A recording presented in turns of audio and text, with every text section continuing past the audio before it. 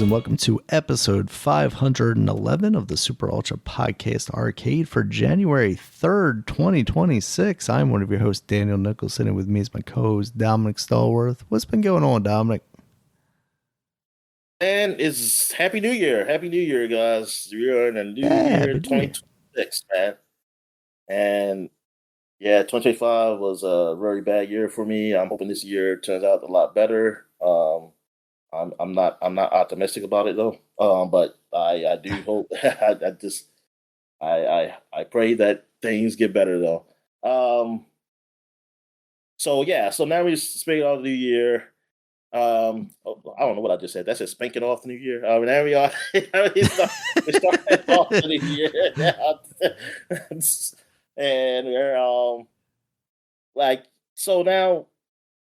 Yeah, now we're going to go to like what's our expectations like for this year. I mean, now on this podcast, we usually get on predictions and stuff later on, but we're going to do like a year review of the year. And the next podcast, I think we'll do expectations, right? Yeah, we'll do expectations. Yeah. What we predict what happened through the year.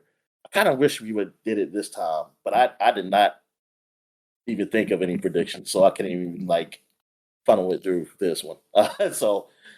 Video games aren't going to exist by January 1st of 2027. Yeah. So yes, that too. Like sports. By the time you hear this podcast, the NFL season will be over. We're going to be getting into the playoffs. It's been a long. Overall, people have said it's a great season. But for me, I just like my team, so. It was a horrible season for me, and it's like it was a horrible baseball season for me. Yeah, it sucks. It just fucking sucks that I'm back to what it was like 3 years ago. Because at least when the Washington sucked, the baseball team was good, and then last year was the best year. It was my best year when I had a decent baseball team and a good football team. I mean, the baseball team did flounder like at the end though, but still overall the season was a winning season. But yeah, this year, oh man, it sucks. And I don't have basketball. I mean, the Maryland Terps, they're rebuilding. This is their first year with new coach and new players. So some players got hurt. They're injured. So some of the good players. So excuse me, I'm a little sick under the weather, but so it's not really big expectations this year. I really didn't have any. I didn't really know what was going to happen this year. But yeah. So the girls are doing really good though. They lost their first game just recently. It's that I guess that's a disappointment. I'm not sure. Even though the team that lost it was unranked, but they only had lost one game. So I believe that team's going to be ranked now because they just beat Maryland, who was like number 7 and undefeated. So maybe that team could be that. Maybe they're better than what they, people thought. But Maryland, the girls they look really good this year. The team that looks the best in women's is Connecticut, though. They're like the favorite again. So we'll see how that goes. But yeah, for me, it's like I'm waiting for baseball season because we did get some players. I know I don't know if we got. I don't know when some of these pickups happen. I know we got a pitcher, Baz, from the. He used to be on the Tampa Bay Rays. I don't know if it was after or before Alonso, but yeah, Orioles. I'm just looking forward to the season. Hopefully, we have a good season this year. I keep seeing because every time I look up, I try to look at the news on the Orioles because every time I look, it's like predictions of what they're going to get, not what they got. I was like, I don't want to hear about predictions of what we could possibly get. I don't care about that. It's like that's a nothing burger, really. It's like because it never happens. It rarely happens. Those predictions, So that's why I hate hearing them. So yeah. Well, the playoffs, like the Ravens. The Ravens, they got their chance though. They got a chance. With the Steelers losing to the Browns. And I don't know the reason why they lost to the Browns. I don't know, but I'm suspecting, like what some people said, is that foul play. Well, no, well, yeah, that of course is always that, but it's like they were playing to stop the guy from breaking the record. The Yeah, the defensive. God damn, Garrett. Yeah, Garrett. Miles Garrett is on a pace to break the sack record, and he could have broke it that game. But I think they were so focused on him not breaking the record, they were just trying to play offense like they normally do, and and like I mean I really don't think. I hope that's not the reason. Put it like this: I hope that's not the reason. But they really being they. But I remember them just talking about like them not letting him break the record and stuff. But it's just like the way Aaron Rodgers was throwing that ball out. I mean, he always throws the ball quick, but it was just like he's really not getting set really to like get to the ball out well. And I mean, one of his receivers was out, but it's still the Browns. The Browns still only lost like only won like 3 or 4 games. So Mm. it's like I don't care you're missing a receiver. You're playing against a team that's only won like 3 games all year. And like you are the number one team in your division. So unless the number one player, unless your player, the best player is the quarterback and he's out, then no, there's no excuse. And yeah, they lost to him. Like the offense couldn't score. Because Browns didn't do shit the second half, but their defense held them. So Ravens got a chance. So Ravens got a chance to play in the Steelers. That's a Sunday night game. It's the last game of the season.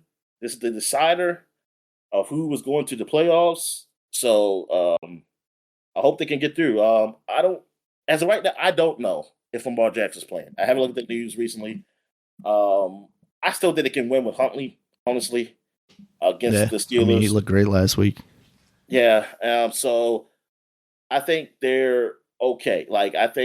I mean, I think they got a chance. Like Steelers is not like Steelers are freaking.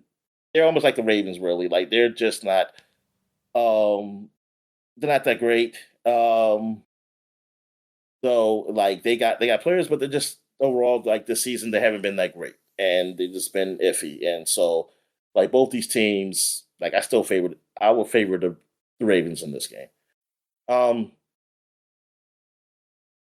so yeah, so Ravens they still got a chance to do something, even as bad a year's been. But this year's been Yeah, so freaking like topsy turvy. I mean, the top teams is like the Patriots and the Broncos and the Bears, and I mean that's just like that's crazy. It's like these teams. Um, the Broncos were okay last year. They were like the only team. The other teams they both didn't make the playoffs. So now you have like these guys who were rookies last year and like down there in their second year, they're doing good. And unfortunately, my quarterback, who was like rookie of the year, he got hurt this year. So, and then you see some people even saying like, "Oh, sophomore slump and stuff." Say, I don't know if it's a sophomore slump when you get injured. I don't know. I mean, if he played the whole season and did bad, then yeah. But dude literally got injured. He only played 4 games.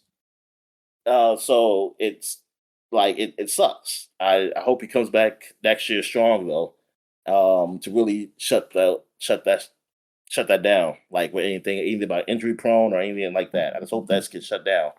Um, but yeah, it sucks seeing these other quarterbacks like, ah, man, they're doing well. I mean, I'm glad they're doing well. It's just that like my guy, and they try to say, oh, it was a fluke or something like that. And to me, I think it's the other way around.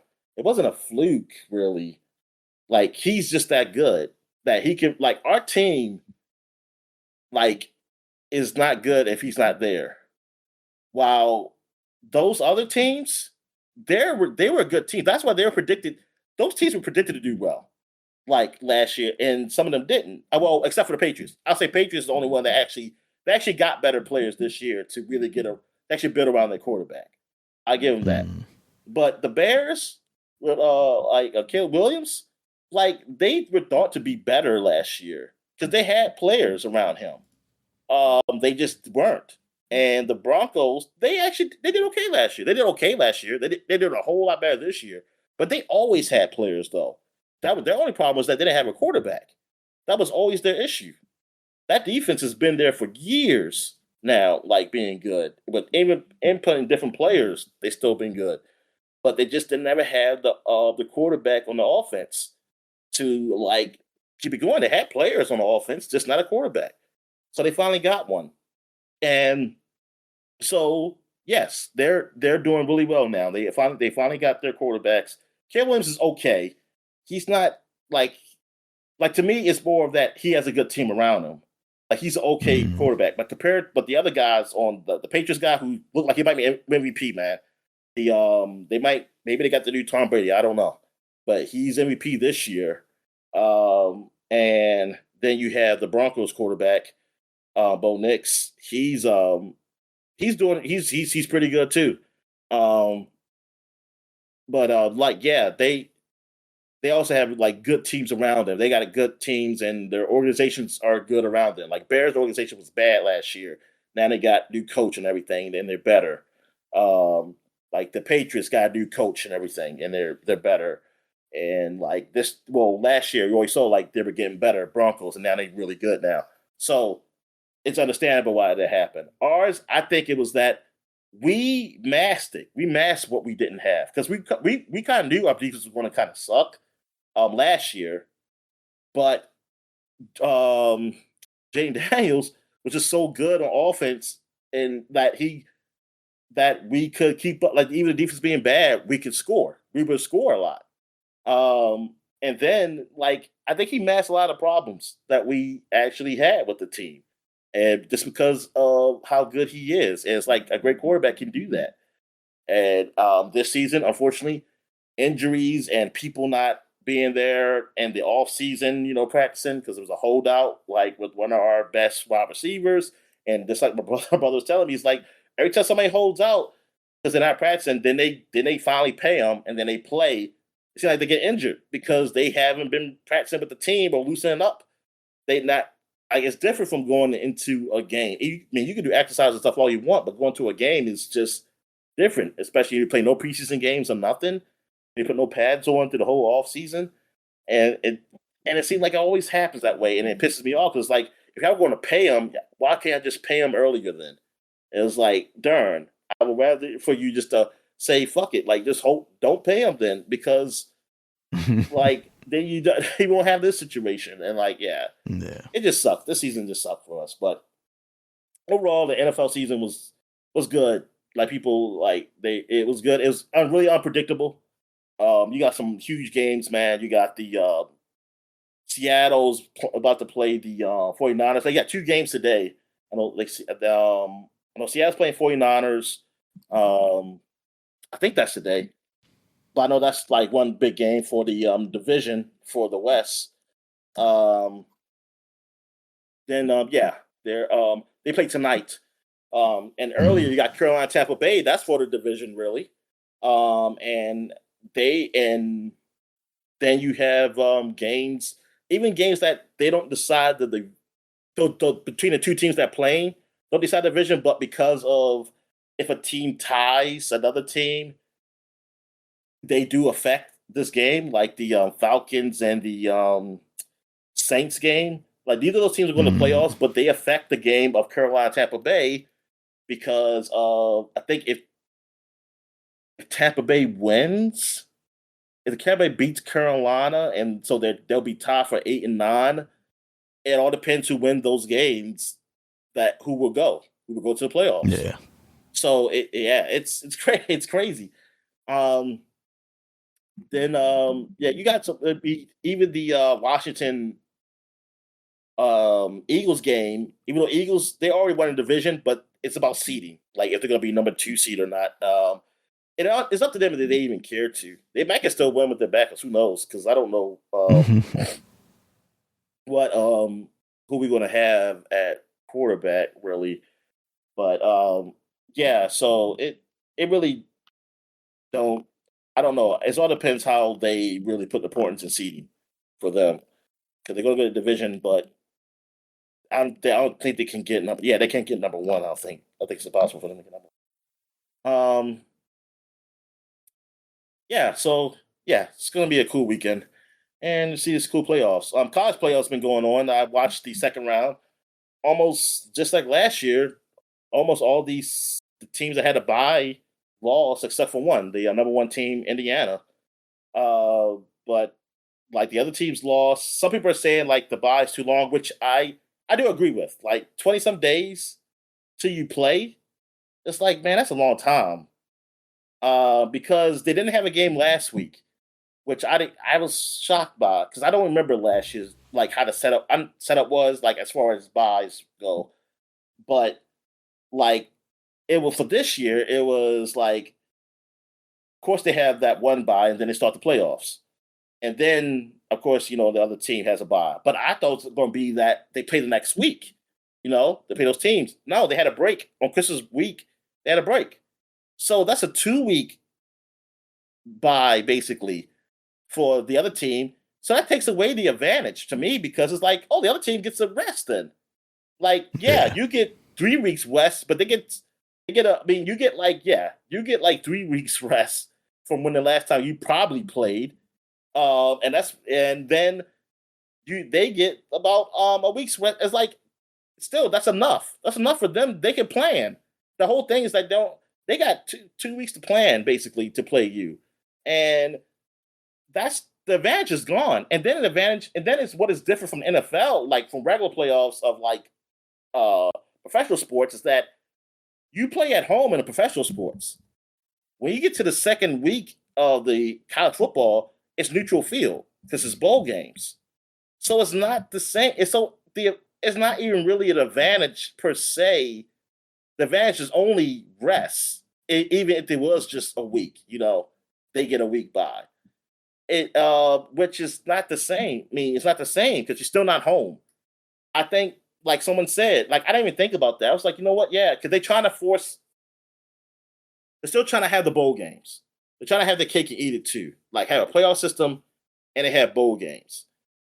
And I feel like either you play neutral field all throughout, or I'm sorry, those teams that have gotten the bye week, they deserve a home game then. Like they should be home. That they should have the advantage. And that should do it. Like I get it. You're trying to do everything with sponsors and everything, but you can still sponsor it. That's the thing. Here's what I'm saying. Like, hey, Ohio State can be home and it can be still sponsored by Pop Tarts or whatever you want to say. You can still call it. You can still, in actuality, you can still call that bowl game. It just won't be at the location like it usually is.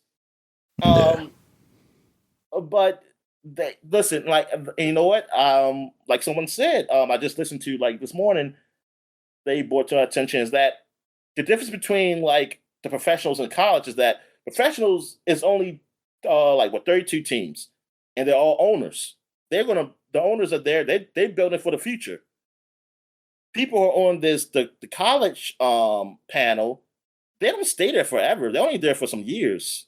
So they're thinking about monetary gain, like now. They're not really thinking about years ahead. They're not planning for like so many years ahead because a lot of them are not going to be there. Most of them, if not all of them, like 10 years from now, that panel will probably be totally different. So they're thinking about getting sponsors and stuff and get the money, closer to now, not so much what this will look like years down the line, how this will look. And I said, yeah, that's true. Like how these things are set up. There's not a panel where it's like these guys are going to be here. These guys are set here or something like that. I don't know how to choose the panel or anything, but in the previous years, it was like people who were part of other colleges and stuff like that. So you don't keep those jobs forever. So yeah, they got to change. Some people think they have to change it to I think the 16 team format, so it won't be no bye. Which I guess if you want to keep the bowl games, you're gonna have to do it. Yeah, you're gonna have to make it so there's no bye week. Like there is no bye week. Then so everybody can be even keel and just play throughout. Um, because if you're not going to give those guys home games, it's just not. It isn't fair. It isn't fair for that team. But also, like someone said, it's also only been 2 years of this. So it's only been 2 years of this. And thing is, the teams that have beaten those teams and those buys, some of those games was like, I don't know if the other team would have had beaten them anyway. Because some of those teams that had buys, especially last year, like the teams that had to play, I was like, I think those teams were better than them anyway. They were better than them. Like Boise had a bye last year, and I forgot who they played, but I was like, that team's better than them. They're going to beat them. And then, yeah, I was looking at some of the games. I said, yeah, some of those games were kind of that the team, even though they had a bye week, like because of what they did in regular season, you didn't really. I don't think you would have picked that team to beat the team like anyway to who they're going against. So it's kind of iffy. That's why I said like it's still early though. So it's still early, but I still think 20-something days till you play the next game in a playoff format. Nah, man, that's not cool. Anyway, what else we got here? I think that's it really for sports because yeah, pro basketball not really paying attention to. What the hell's going on there? So what's going on in wrestling world, man? There's nothing really worth talking about in wrestling right now. Okay, cool. All right, so we go right to what we've been watching. So what you been watching, man? Yeah, so we were talking last week amongst ourselves about the new Knives Out movie coming out, and I've been meaning to get around to watching those movies. I've heard really positive things about them. So I did watch the first Knives Out as well as the second one, Glass Onion. I enjoyed both of them a lot. I think the first one edges it out a little more. As far as like the story goes, I think the characters between both of them are quite enjoyable. The second one, even though I was thinking to myself, like the second one feels a little more star-studded, but that's not the case at all. When I actually look back at it. But I like the characters in both of them a whole lot. Obviously, Daniel Craig's character, who's kind of the only consistent character between the two movies. I think he does a good job. His like Southern fried accent is obviously a little over the top, but I don't think it's bad. Like it's not something to laugh at necessarily. I think it still works. But just even like watching him go from James Bond to just kind of this like Southern gentleman, detective style guy. Somebody had to make a joke on him on that. Like I remember that. It had to be the first one. Didn't somebody call him Foghorn or something? I'm sure, absolutely, yeah. How many times does he say "I say" in the movie? Several. Yeah. That aside, though, I thought it was very clever. It does a lot of like subverting of the like Clue style mystery of the movie. It does let you in, or it feels like it lets you in more on, what is happening than his character does.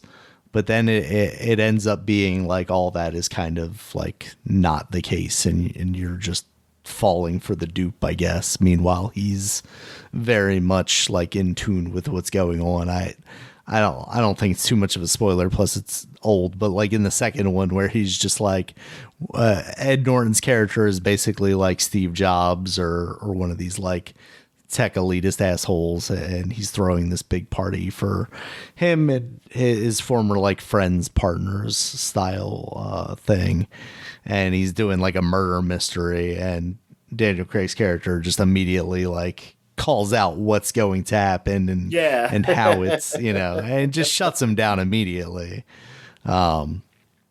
which only leads to the actual suspense. But yeah, I liked both of them a lot. This is where Rian Johnson belongs, Dominic, not my Star Wars. It really does make you wonder, had they had some level of like coherence in Star Wars, or like even just let Rian Johnson, create his own thing, not trying to piggyback off of, the J.J. Abrams movie, like what what he would have been able to do there. And obviously they were talking about letting him then do his own thing in a separate thing, but it feels like all the Star Wars plans have been, kind of torn asunder. So who the hell knows there? Yeah, but you watched the latest one, right? Yeah. Yeah. How was that? And that is really good. Like he's still Awesome. Like yeah, he kills it with these movies, man. That I was really thinking like, oh, is this gonna be a letdown? Because the last two were really good, and now he's doing another one. Is this gonna be the final letdown? And no, it wasn't.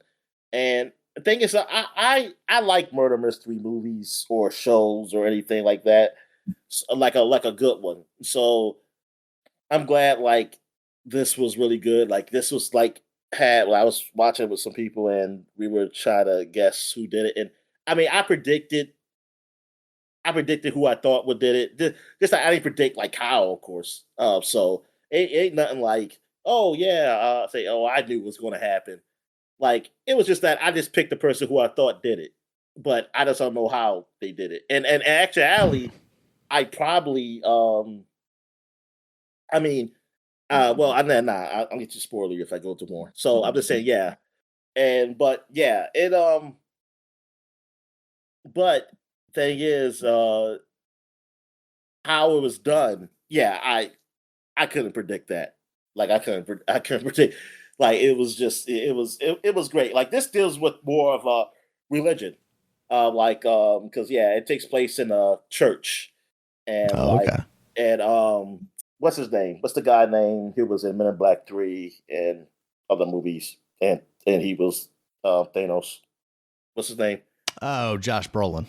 Yeah, Josh Brolin is like some like he's a priest, but he's like one of those almost like heretic kind of priests. Like he's just always like damnation on people. Always say if they do something wrong, like he just keys in on it or something like that. Mm. But yeah, it's a lot there. It's a lot of layers there, just like onion. But it's yeah, it's really good, man. The actors are good. Also, like yeah, a cast that's filled with stars. I mean, you got like I said, Josh Brolin. You got I forgot her name. The woman that's in 101 Dalmatians. Um, the The redhead? the 101 Dalmatian, the redhead. Yeah. She was old lady with black and Oh, you mean okay, the voice, not the Cruella. I'm sorry, I'm thinking of Cruella. okay. I'm thinking of Emma Stone. You think? Oh, yeah, that movie. I forgot that movie came out. The yeah. What's her name? What was her name? I'm blanking, but I yeah. Shit, man. I got to think of her name now, man. Oh shit. I'm seeing her face. Glenn Close. Glenn Close. Yeah, there you go. So yeah, Glenn Close was in here, and there's other people too. I just don't know their names. I forgot about those movies. But the original live action Disney movies, though. Yeah. But yeah, man. I mean, it was a really good movie. It was a really good. Oh yeah, yeah. Hawkeye's in there too. Also, he's in that. Oh, okay. Yeah, and Cure. Oh yeah, Cure Washington. She's also in there. Yeah, yeah, man. That movie, it was really good, man. I got rated pretty good too. So it's definitely worth it. It's definitely worth seeing. I mean, it's on Netflix. It's definitely worth watching. All right. nice. Did I watch anything else? No, I think that was it. So yeah, you watched. So you watched one battle at a time, huh? Yeah, I gotta catch up on that. Yeah, so this is the new Paul Thomas Anderson movie starring Leonardo DiCaprio. I was looking back and like Paul Thomas Anderson is this like prolific director. Obviously, There Will Be Blood. He also did Boogie Nights.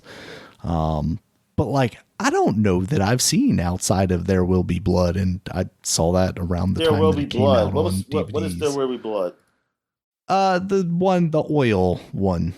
I drink your milkshake, Oh, okay, where yeah. it's him and Okay. his, taking his son around and Yeah, making oil deals and stuff. he got a bowling Um, alley in his Oh, for some reason I remember that. yeah. But outside of that, I haven't really seen a lot of Paul Thomas Anderson. I haven't seen any. I don't think. I don't even know that I've seen Boogie Nights. I At didn't even least know that name fully. until you just said it. Boogie Nights. No, Paul Thomas Anderson. Oh, okay, gotcha. Um, he's always. I could have swore, didn't he do like Lincoln or something? Or maybe I'm just associating. I think I'm Lincoln? associating him with Lincoln because the guy from I sworn that was Steven Spielberg. yeah, nah. The reason I associate that is because I'm like Country associating Star. Oh, him Country with Star. Oh, yeah, exactly. Yeah, so I'm conflating the two. I think he also did Punch Drunk Love, the Adam Sandler serious movie. I think at one point in time I did see that as well. But yeah, Daniel Day-Lewis. I think I'm conflating those two. So honestly, like I came into this not really knowing anything outside of people talking about like, Leonardo DiCaprio is going to be like up for an Oscar or whatever, and his performance is really good here. He's kind of this like washed out, kind of burnout guy. He was part of a revolutionary group who was like freeing immigrants who the U.S. had captured, and like helping people cross the border and stuff like that, and trying to overthrow the government through use of bombs and stuff like that. And he kind of falls out of the group when one of the people gets captured. His love interest, and then he basically has to go into hiding. Then it cuts to 16 years later. That's the part when he's burnt out. He has this daughter, who's now like 16, 17 years old. And then Sean Penn's in this movie. And like initially I didn't recognize him because he's like super buff military style dude. And I'm like, that guy's face looks familiar. And then I was like, wait, is that Sean Penn? Jesus. Yeah, and he's playing like basically the antagonist. And there's some weird race stuff going on. Like he's trying to, Sean Penn is trying to join this group of like white supremacists, and that's not going well for him. So like there's the seriousness to it, and then there's definitely some comedic stuff, especially with DiCaprio's character. It's about a 3-hour movie. I don't think it doesn't suffer because of that. I think the whole thing is like pretty from interesting. people I know who saw it, they liked it. Yeah, they even mentioned the time. Yeah, I initially looked at it. I was like 2 hours and 41 minutes. Oh, that's. But I started it last night and immediately picked it up this morning because it got way too late for me to stay up. But I picked it back up immediately and finished it off, and it was awesome the entire way through. Yeah, it's definitely kind of a crazy premise. And I don't know that the actual like underpinnings of it really like matter. It's more about a character piece, with DiCaprio and Sean Penn. Benicio del Toro's in it as like this kung fu instructor. It very much has a almost Coen Brothers-esque, like there's some drama to it, but there's definitely some lightheartedness to it. And I guess that's what I've heard about like a Boogie Nights, but because, and there are moments, I guess, in There Will Be Blood, but I don't think in the same way. Yeah, like I was expecting that. Yeah, I'm trying to remember. I don't think it was like a lot of comedic. Yeah, I mean, I'm sure. Yeah, so, I just remember nothing comes to mind. Yeah, Paul Thomas Anderson's most recent movie before this was Licorice Pizza, which I've heard really good things about too. I want to go back and check that out, but I looked it up last night and there isn't any place that's streaming. It's just a purchasable thing right now, so that kind of sucks. And then he also did Phantom Thread, which I remember being like an Oscar baity type thing, but it didn't necessarily look like something I was super interested in seeing. It's like a period piece almost, 1950s London about a tailor type person, like a clothing designer or something like that. And that does have Daniel Day-Lewis in it again. But yeah, so I definitely recommend one battle after another. It's quite enjoyable. Oh, okay.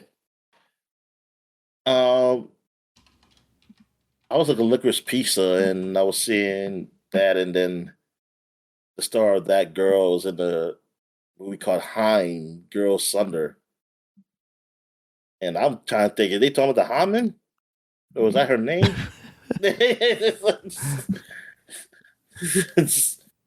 But it could be. It could be play on words. I don't know. There No, but was that's a her name. character in.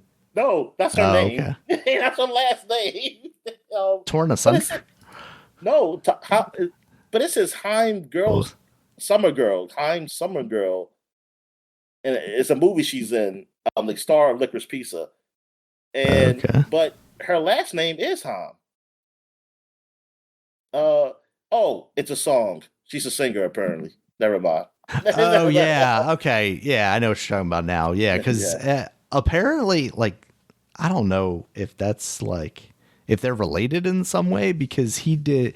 Paul Thomas Anderson directed a whole bunch of music videos for her. And I thought that was weird because like I'm like this is after after he's done like There Will Be Blood and all these things, and he's just like out there directing music videos, which like how many people even see music videos nowadays? Yeah. All right. So I guess we get to what we've been playing. So I'll start. Might as well. Okay. All right. So I was playing some more Expedition 13. I mean that's a 13, 33. Good God. Oh no, The 13. The they've 13 gotten year too far. olds. Yeah, you gotta send 12-year olds out there now to solve this. But yeah. So yeah, I'm pretty far in it. Um, I don't know how much I have left. I've done a lot of side stuff. I know I can't do all the side stuff because I know some things look like you only can get if you can fly, and I was like, I don't have the ability to fly yet. So, Hmm. and from what I've heard is that that's almost like a last disc kind of thing, or like Okay. Yeah. fantasy, because like, oh, you probably only have one mission to go, so that's when you do Yeah. Got to side get jump on Sid's airship and get out of there. yeah. Um. Also, I went back and played some Shadow of Mordor because I picked up Shadow of War. It was like super Mhm. cheap, and that and like everything with it. So I was like, yeah, I'm gonna go play Shadow of Mordor. I always said I was going to go back to it. That was like 14 years ago. Yeah, because you Um, never beat that game, right? nope. Yeah, I never beat it, That's a rare and one where I beat it, but you didn't. so I went back playing that, and I was like, oh yeah, it did. I remember now that it does have that Batman combat in there with it. Yeah. That's the Um, best part about it. So yeah, doing that, and also like I'll just be interrogating guys and get information on the next guy. One time, a guy just got killed, and I like it's funny because I think that happened before. Like somehow the leaders get killed. It's like really by accident. I didn't know they were a leader or anything. And like you just happened to meet them, and Mm. and in this case, I didn't even really meet him. I was just getting by the giant troll was like attacking me, so it was attacking everything around. And then next I know, I saw like the little cutscene thing come, like, oh, leader got killed, and because the kid got killed by the troll. And I was like, oh, I said, oh, I didn't even know it was leader over here. I said, oh, okay, so I just got lucky because there's one of those guys I never did, I don't know about because there was, yeah, he, yeah, so and luckily like the troll was just smashing everything and it killed him. Um, but Convenient. yeah, that game, yeah, you can still. I mean, it looks dated now, and plus because of the optimization for it from then, like you can't, like it's not even like a real like 1080p. Really, it's Oh. weird. Yeah, so and then when I try to go higher, I could go higher, but then it glitched on me, and like I couldn't get back into the game because of whatever. Like it, something wrong with the display, and I had to. I read it online. Someone said, "Oh, you have to like erase something, like so it will automatically try to adjust to a certain display that it'll go back Oh, to weird. the default, and then you can play again." So I was like, "Oh yes, one of these older games that I was didn't gonna do say that." this some like go into the INI file and adjust that type nonsense. Yeah, and the thing is, though, it probably shouldn't have been that way because yeah, even though it's what when did we do the podcast? 2014. Even though it came out in 14, uh, it's like I think that's still archaic. Like it should, it was no reason Yeah, that it should still be that way. Or there should people have been didn't an care about update, PC ports back or there should then. have been an update since that because that was a popular game. That was still Yeah, even though game of that the that year, year, Dominic. yeah, it was exactly that game. It should have been updated to a point where that's not a thing. Man, that just tell you like these companies, man. I swear, I'm like it's surprised it so doesn't have like a remaster or whatever at this point. yeah, yeah. I'm a little It's shocked Warner too. Brothers for you, Dominic. Well, anyway, what else I played? I played some Diablo 3. I finished the main story, and um, I'm more upset because there's a person who might have died in the game, but you never know. And I was thinking like, oh, is it in the DLC? That's not. You do go after her mother, who like caused her to get. I mean, spoiler warning. I mean, DLC's been out for a long time now. Diablo takes over the main one of the main character girls. I mean, woman in the game, young woman. And her mother was working for Diablo because she is the. Well, I don't know if they ever got married, but her husband being the father was the main character from the first game who got, I guess, I forgot, like he got possessed or something and by like the evil or whatever, and I guess he had a child with the rich woman and they had her. So they used her body for Diablo to come up to our world and thing is, it was one that's like, is she still alive? It's like some people think I think she's the guy was like, I think she did, but say I think her spirit is strong though. And but thing is you never see her. And I was thinking like, oh, maybe the DLC would do it. They said no, you just go after the mother. And I guess you kill her at the end. I'm not sure. I haven't finished the DLC, I just started it. Reaper of Souls. But I was like, is it in four? But it's not in four either. So like some people were upset, like, hey, we're gonna find out what happened to Leia. Like, is she still around? Is she seriously dead? And like, they didn't continue that. And I'm like, yeah, why didn't they continue that, man? It's like, I mean, I didn't hate her or anything. I mean, she was I mean, yeah, she's part of the story. I just want to know, like a conclusion to it. Like, I just want to know if she definitely did. I mean, it would kind of suck though if they did kill her off. Like, I feel like you didn't have to kill her off.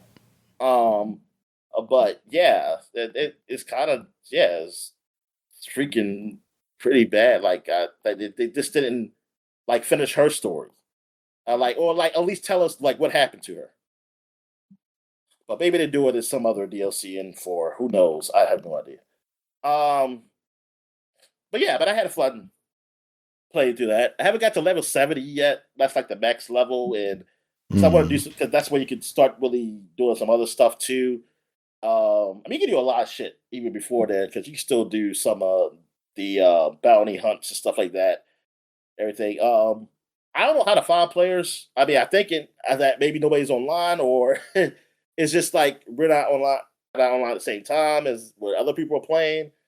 Because it's probably just a Switch game. So, like, I don't know. I'm curious how many people are playing the Switch game, and they are playing because, like, yeah, because I'll be looking like around. It's like, hey, like I don't see um people in this hub world here, and then I'd be like, hey, and that's what I was wondering. I was like, hey, can you still play against? They said, yeah, but it says it's easier if you have a friend you can play with, and I was like, Mm. oh, okay. So I was like, well, that kind of sucks, but I mean, it's not a big deal. I mean, I like because I still like playing that game. Um, what else I played? I played some Splatoon 3. I did get some new weapons. Um, I didn't play with them that much. I think I played with the ink roller a bit. And yeah, I mean, game fun. I haven't gone back to a single player. Like that's the next thing I'm going to really do. I'm going to focus on a single player next time I play that game. I did play some Cyberpunk on the Switch. Uh, like I think I did. I talked about it last podcast, didn't I? About me I playing. don't think so. Nah, Okay, if I I didn't. didn't talk Okay, about it, then yeah, we didn't okay. talk about it at all yet. So yeah, so you picked up Cyberpunk, so I tried it. I tried it out on the Switch, and it does run well. Yeah. Um, it I play in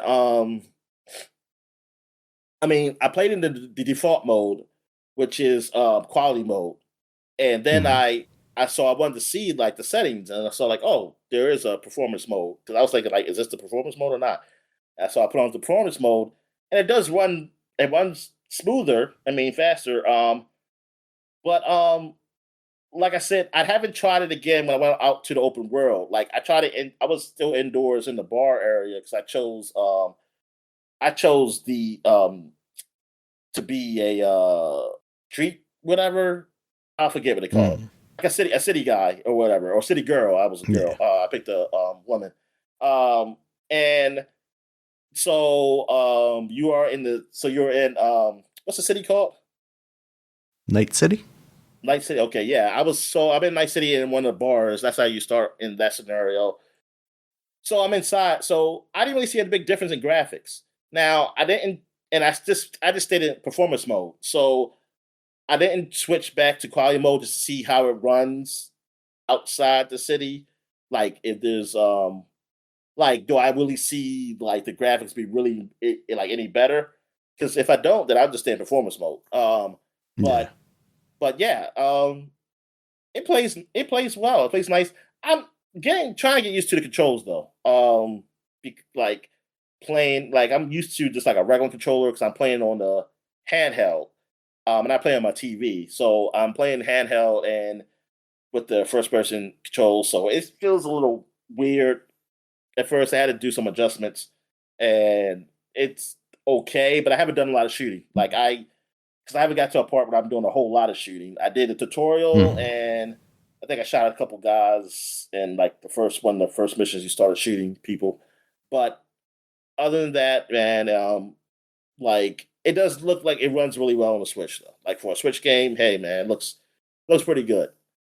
Yeah. Uh, Yeah, like shockingly so. Like yeah, when I did go out into the more open world and started driving around a bit, it felt smooth. Like it didn't feel like it was like 60 or anything necessarily. And like I'm only vaguely able to like pick that out, but it definitely was smoother than 30. Like even though 30 feels like relatively smooth, the pace in which it felt like it was moving definitely like you could feel it, like the okay. clarity in the movement, So how about the which was visually? nice. So visually, it still look good in performance mode. Yeah, visually, I don't know if the default is fidelity mode, then that's what I was playing as. Well, yeah, that's the I default. never That's the switched that. default. Yeah.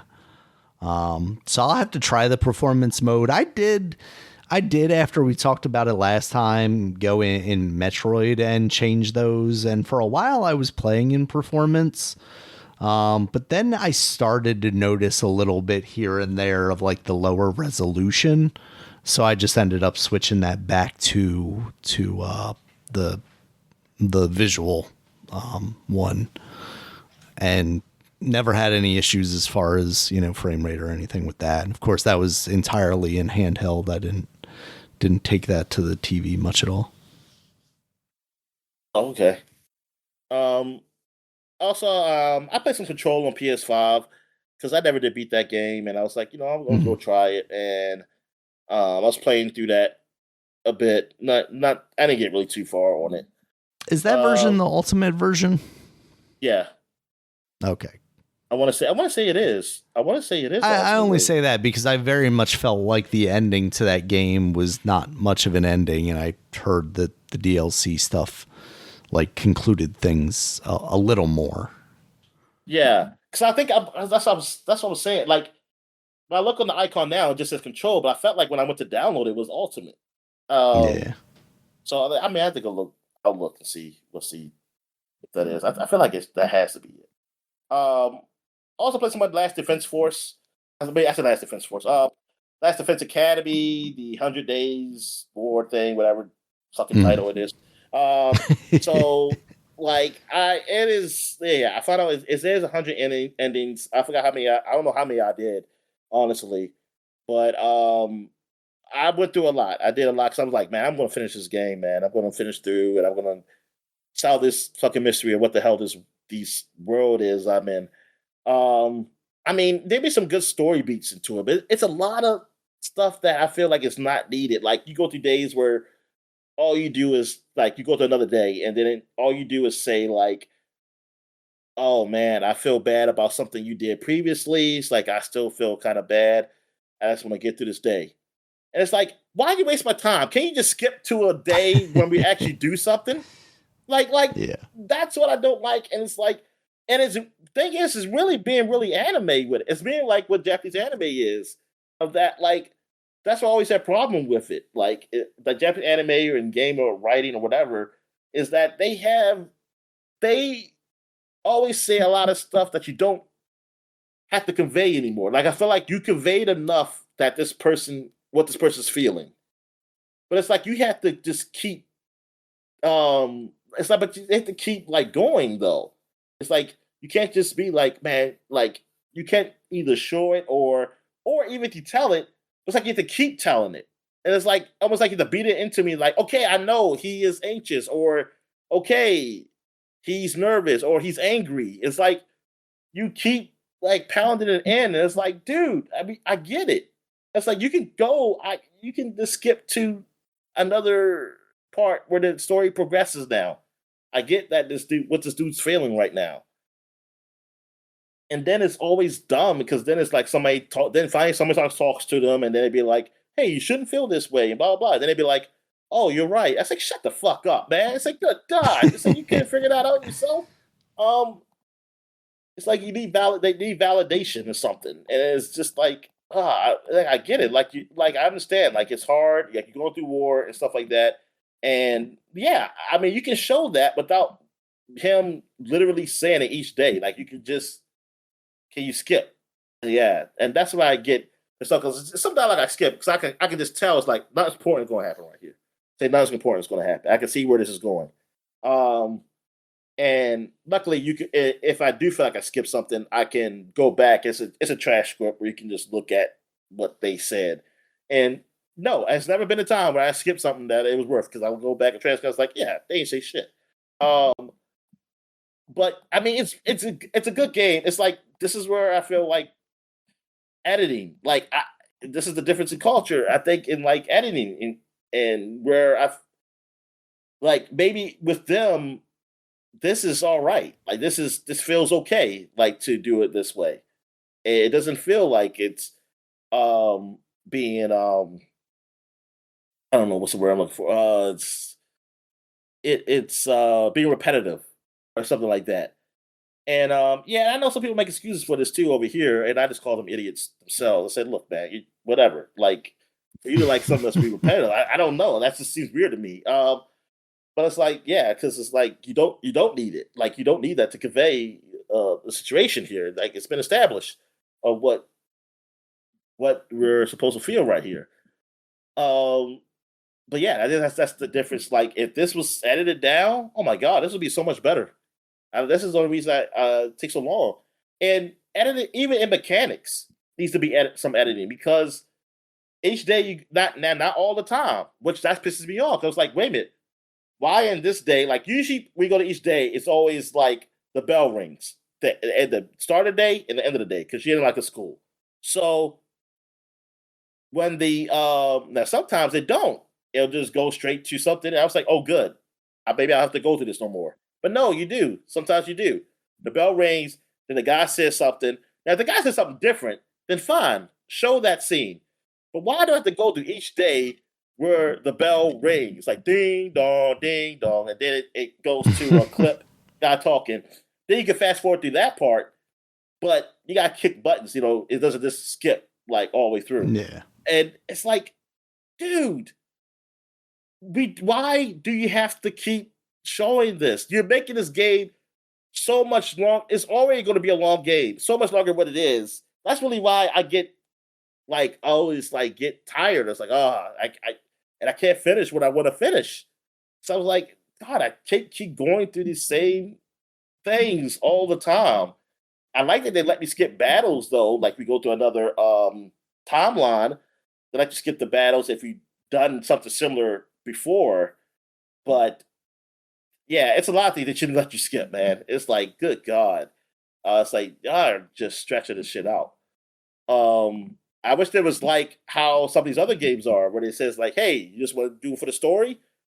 You won't have to do this stuff. I wish this game had that. I really wish this game had that, because I was like, yeah, I just want to just pick the story beats. Like, I don't want to do none of the other stuff. All right, yeah, so that's it for what I really played, mostly these last 2 weeks. So what you been playing? Nice. So in addition to Cyberpunk, I went through that whole kind of tutorial section and through to the end of the first mission. And then I jumped back into Metroid, so I haven't gotten back to that since then. But like you said, runs well, looks pretty good. The controls feel all right. It has a mouse mode. The only thing that really tripped me up, though, is they dropped me into the hacking like mini game style thing. And like my controls weren't doing anything. And I'm sitting there like very confused, and I could back out of it. But every time I went back into it, like I felt like it was stuck. And then like I'm literally pressing every button trying to do something. And then I'm like, what if like this would be stupid if this is it? But it was touchscreen exclusive. Oh. Like I was playing in handheld mode, obviously, and I'm sure if you had a dock, they'd have some other option. But literally, until I touched the numbers on the touchscreen, like it was just not reacting at all. I was like, that is such an odd choice. So yeah, that seems cool. I'm gonna get back into that. Marvel Invasion, I wanted to hop back into because you picked that up on the Switch, and I beat Metroid Prime, so I was looking for another game that I could like kind of quickly beat, and feel like I accomplished something. So I went back. You beat Metroid Prime 4. Yeah. And we'll be talking about that. I'm going to be using my wrestling time on that one, I think, Dominic. So Marvel Invasion, I beat all the levels that I previously beat on the Xbox version. And now I'm up to the Venom level and the Hella level. I haven't played that one yet. But I'm finally at a point where like these levels are starting to get hard now. Cause what I kind of liked and talked about last time we talked about that game was like, it feels a lot easier than your Scott Pilgrims or games of that nature. Where they were just like kind of looking to be more punishing because that's the way the old games used to be. But having two characters, being able to switch between them, using them as assists, and basically having 2 life bars made this game a bit easier. But this Venom level has not proven to be the case for me. I've gone through it, I think 2 or 3 times now, and died each time. And now, part of my problem with this game is a me problem, because they give you those like side things to do, like goals or whatever to do for each level. I kind of focus on them and not necessarily like making it through the level. I'm like, oh, I need to, hit these guys with 4 of the energy balls from Storm or whatever. So like, instead of just like doing fundamental, like beating these guys up, I'm always trying to like sprinkle in the move that I need to do or whatever. And I think that's to my detriment sometimes. It's not necessarily the case with this one. I'm just having a little more trouble, with this Venom level, but it's not something I don't think I'm gonna be able to overcome. And I think there is an easier difficulty level if I do get to that point, but I don't think that's going to be necessary. And these levels are like maybe 10 minutes long each, so you're not losing like that much progress. Plus, your characters are getting experience and leveling up, so they're potentially getting more XP. They're getting more XP, but they're getting more like health bonuses and stuff like that potentially. So you are Doomsday. Level for Doomsday. Yep, you're coming in a little stronger. So yeah, I still really like that game. I like having it on the Switch, just for the convenience factor of it. Also, you had gotten Ball Pit on the Switch. I've been playing a bit of that as well.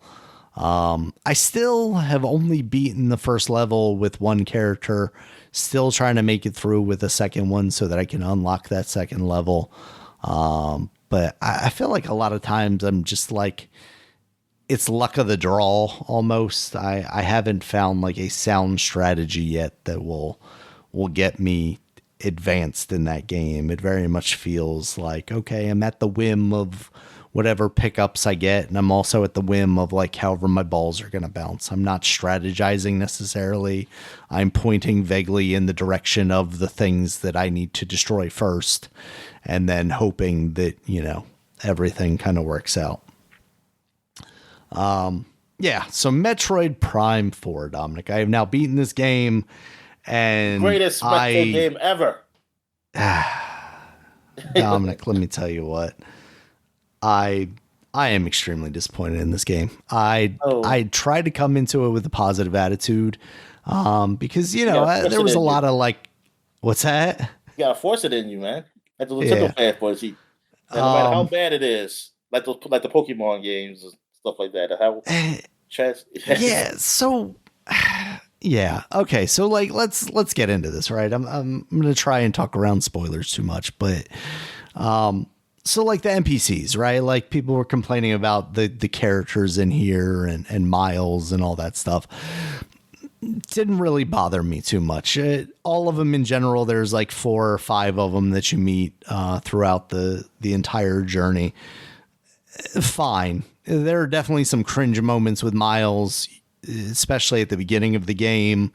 They have Miles Morales. They have Miles Morales in there.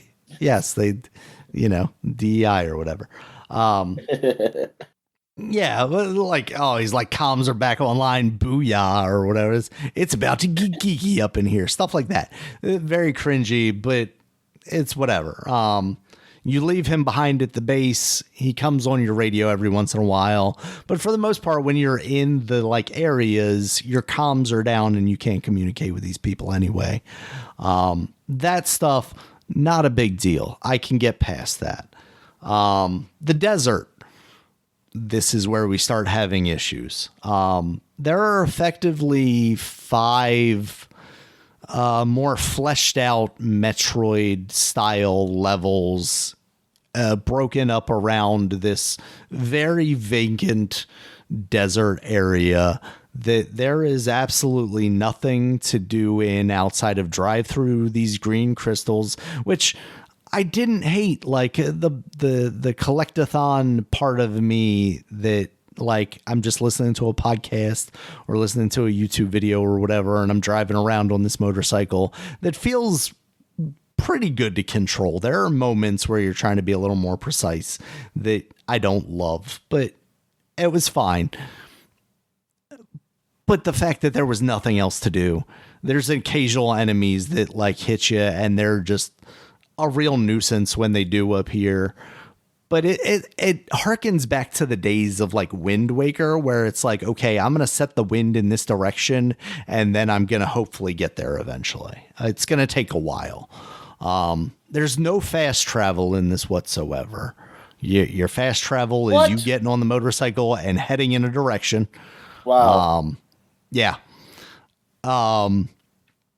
And what they do, Dominic, is just, this game is like filler central, which is what drives me crazy about it, because you go to an area. Okay. So first off, you finish this first area. The beginning of the game is probably the best bit of it. The stuff you've seen in the demo where she's like dropping in on a planet, there's already a war going on. That stuff's pretty cool up into that first boss. Dope, whatever. Then you get dropped into this desert area, and this is where things fall apart. You do this first area, and then they open the world to you. You get out into the desert, and Miles goes, "You can go wherever you want now." That is immediately not true, Dominic. It's just false. Like, I went to, I think I tried going to the ice area first, and they're like, they don't say anything, actually. What I realize is, oh, hey, I don't have the thing that I need to do to get in here. So obviously I cannot do anything first. I cannot do this area. So I go back out into the open world area because these are all like very segmented parts at each corner of the desert area. So anytime you have to go from one area to the other, you have to cross the entirety of the desert, basically. Miles comes on the comms and he's like, "Oh, you should check out the volcano." And I'm like, okay, so I'm supposed to go to the volcano specifically, not anywhere like you had told me. That's the last time they tell you that. The first and the last time they lie to you in the game, about what you can do in this game. So I head to the volcano area. I get to the volcano area. If I recall correctly, I then get a chip that I then have to drive back to my base, which unlocks the next weapon upgrade for me to then go to, I think, the ice area. I went to the volcano area, couldn't do anything in there except get this chip. And then I have to take the chip back across to the opposite side of the map to then take it to Miles for him to go, "Oh, you got the fire shot now." And then I take the fire shot and I go to the ice place, which is, a quarter of the map away because it's north of where I'm at. And then I'm able to go in there and I'm able to do everything in there except a couple of doors here and there that I can't do anything with. So I finished that level. Boss, again, fine. One of the things that, like, the further I got into this game, the more, like, agitated I became with it. Because all of the bosses are effectively the same boss. They all have very similar move sets. You're doing a lot of the same thing. It's very much like precision aiming. It's not like you are required to use the mouse, but you're not just locking onto the enemy and then going on. You're locking on the enemy and then trying to like shift your sight to like a specific eyeball or something like that. So samey bosses, that's another issue. But you go through that level, you come out having gotten some other power. Fine, that's like standard Metroid Zelda style stuff. And then you're able to go probably back to an area that you've been to before, but not in a like, oh, now there's a shortcut to it. Nope. I have to go back to the open world, drive across the desert, go back in that segmented area that I was in before. Oh, I can unlock this thing now. And it's kind of rinse and repeat of that. The backtracking is not smart or clever in whatsoever. It's all just literally what feels like to me time killing. Like this is a game that I think I clocked in like 18 hours total. This is a game that if I was able to like fast travel would maybe take 3 to 4 hours. It feels, we'll say 5 on the high end. Just because there are like 5 distinct-ish areas. So just like fundamentally, this does not feel like, having just somewhat recently replayed that Metroid Prime remaster, where it is very much like, oh, all of these areas kind of intertwine, and once you get this power, now you can get a shortcut back to this area, and then so on and so forth, like I'm used to with like Super Metroid, or any of the Game Boy games, or Metroid Dread even. So fundamentally, like, that is its biggest flaw, is it very much feels like a game that they were just kind of done with and needed to ship. It felt like maybe there was a grander idea here originally, but that did not come together, and just it fails on all the merits. The only this is more spoilery, but like Samus's suit doesn't really change throughout the adventure. You effectively like have two different suits. That's about it. So like obviously you don't see it that often because you're in first person a lot of the times. But that is something to me, like I'm used to, oh, there's three different suits.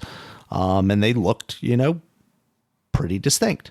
That's a part of the progression. And there is some morph ball stuff in there that I actually quite enjoy. There's like a tethering ability now that kind of slingshots you. And there's like two puzzles that use it, or like platforming areas that use it, that I thought like, oh, this is all right. This is a game that like I'm struggling to figure out with myself whether it's just bad as a game I wanted to be Metroid Prime 4, or if it's a bad game. I don't necessarily think it's a bad game. Like I was able to finish it. I don't know about fun. I didn't hate it. I enjoyed my time with it as an experience of a game, but not as what I wanted out of a Metroid game. Like if you told me this was Halo, I'd be like, oh yeah, this is fine. But Halo is not Metroid, and Metroid is not Halo. And that's really where like my like sense of disappointment comes from. And I've like, again, I try coming into this with a positive attitude, like, oh, people concerned about that, like it's whatever, I can overlook that stuff, it's not a big deal. And like Dan Reichert from Giant Bomb gave it a 5 out of 5 stars, and like he was very positive about it. And I started reading his review last night because I'm trying to get like where he's coming from it. And I want to say like the only thing that could be is just like, he's like, yeah, I was doing stuff the entire time, and it didn't stop me from doing stuff, and I had a good time. But not necessarily looking for like, like looking for, like a maybe not even necessarily a more challenging, but that's the crazy thing, right? Like, because I thought I wouldn't have a problem with this game because like we've talked about it before, but like I'm a little bit more willing to get a little more handholdy in games now, right? Like I'm trying to get to the end of the experience. I'm trying to finish the game. And sometimes I don't have 2 hours to beat my head up against this puzzle. If the game's going to like allow me to get through it a little bit easier, I'm going to accept that. That's fine. That's why I wasn't too concerned about, like, oh, there's NPCs in here that might help you. The people that complain about God of War because the head on your belt talks too much or whatever. Like, I don't care. Point me in the right direction. Although I will say, I'm driving around the desert because it takes me a while to cross the desert, and now I'm getting sidetracked by these green crystals, which, as it turns out, you have to collect a certain amount of in order to progress at the end of the game. And I knew that going in, so like while I saw them, I would just run into them. So it felt a little more natural for me, although by the end it was like, I thought I had driven through as many as like I saw. Like every time I saw them, I would go out of my way to get them. And I still got to a point where it's like, oh, you need to collect some more. And I'm like, all right, whatever. But meanwhile, Miles comes on the comms and he's like, yeah, if there's anything you need help with, you can give me a call.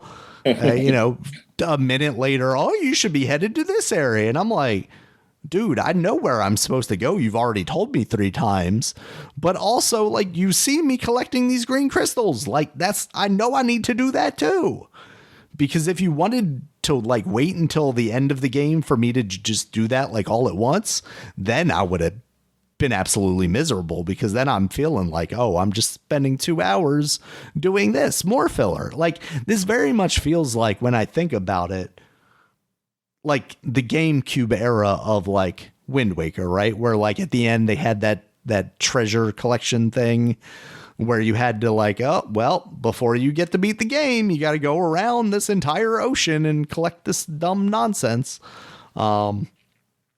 If this was Metroid Prime 1, I think it would be a lot more excusable, because it would be like, oh, hey, they're doing Metroid in 3D. They've kind of got like, you know, it's got the visuals. This game looks incredible. These are, you know, the people that are in this, they're like human people, and they actually look like humans. They don't look cartoony. They look well rendered. The visuals are awesome around, even though they don't feel like they're like all that varied. You have your hot, your cold, your jungles, you know, stuff like that. But there's not a lot to it, because each of these segmented level parts of the game are not particularly large. They're not really that involved. And this may just be a game trope, and maybe I stupidly fell for it, but you get to the end of the game, Dominic, and they say, you know, like, hey, past this point is, you know, the point of no return, right? And I'm like, okay, yeah, I've got, you know, as many health things or missiles or whatever as I feel like I need. I'm ready to go to the end game. Like, let's do that. And I'm thinking to myself, oh yeah, once I do that though, like I'll beat the game and then it'll drop me back to a save like at this point, right? Oh no. I wish. Oh, see, I saw that. I saw that was a thing. I was hoping you saw that the game too. And they're like, hey, you know, your save file will be marked as complete. And I'm like, okay, yeah, it'll be a complete save file, but like it'll take me back to no. That save file is basically useless now. Yeah. So I am probably never going to play this game ever again. Like maybe in 10 years, I'm like feeling nostalgic and I'm like going through the Metroid series and I'm like, well, I'm going to play this one now. You know, like I still have interest in playing Other M occasionally, but also I don't necessarily hate the way that game played, even though a lot of people did. Obviously the story stuff in that is also a big thing, but yeah. So that was when I was like, yeah, I'm definitely done with this game. I gotta say, like after like I realized how much I disliked this game, I started looking at like other opinions and reviews, and there's a guy on YouTube that does Nintendo content Woods, beat 'em ups. He does YouTube videos. He's an Australian guy, and he did like an hour and a half long video on it. And like, I found myself like, oh yeah, a lot of my problems are the same problems he had here.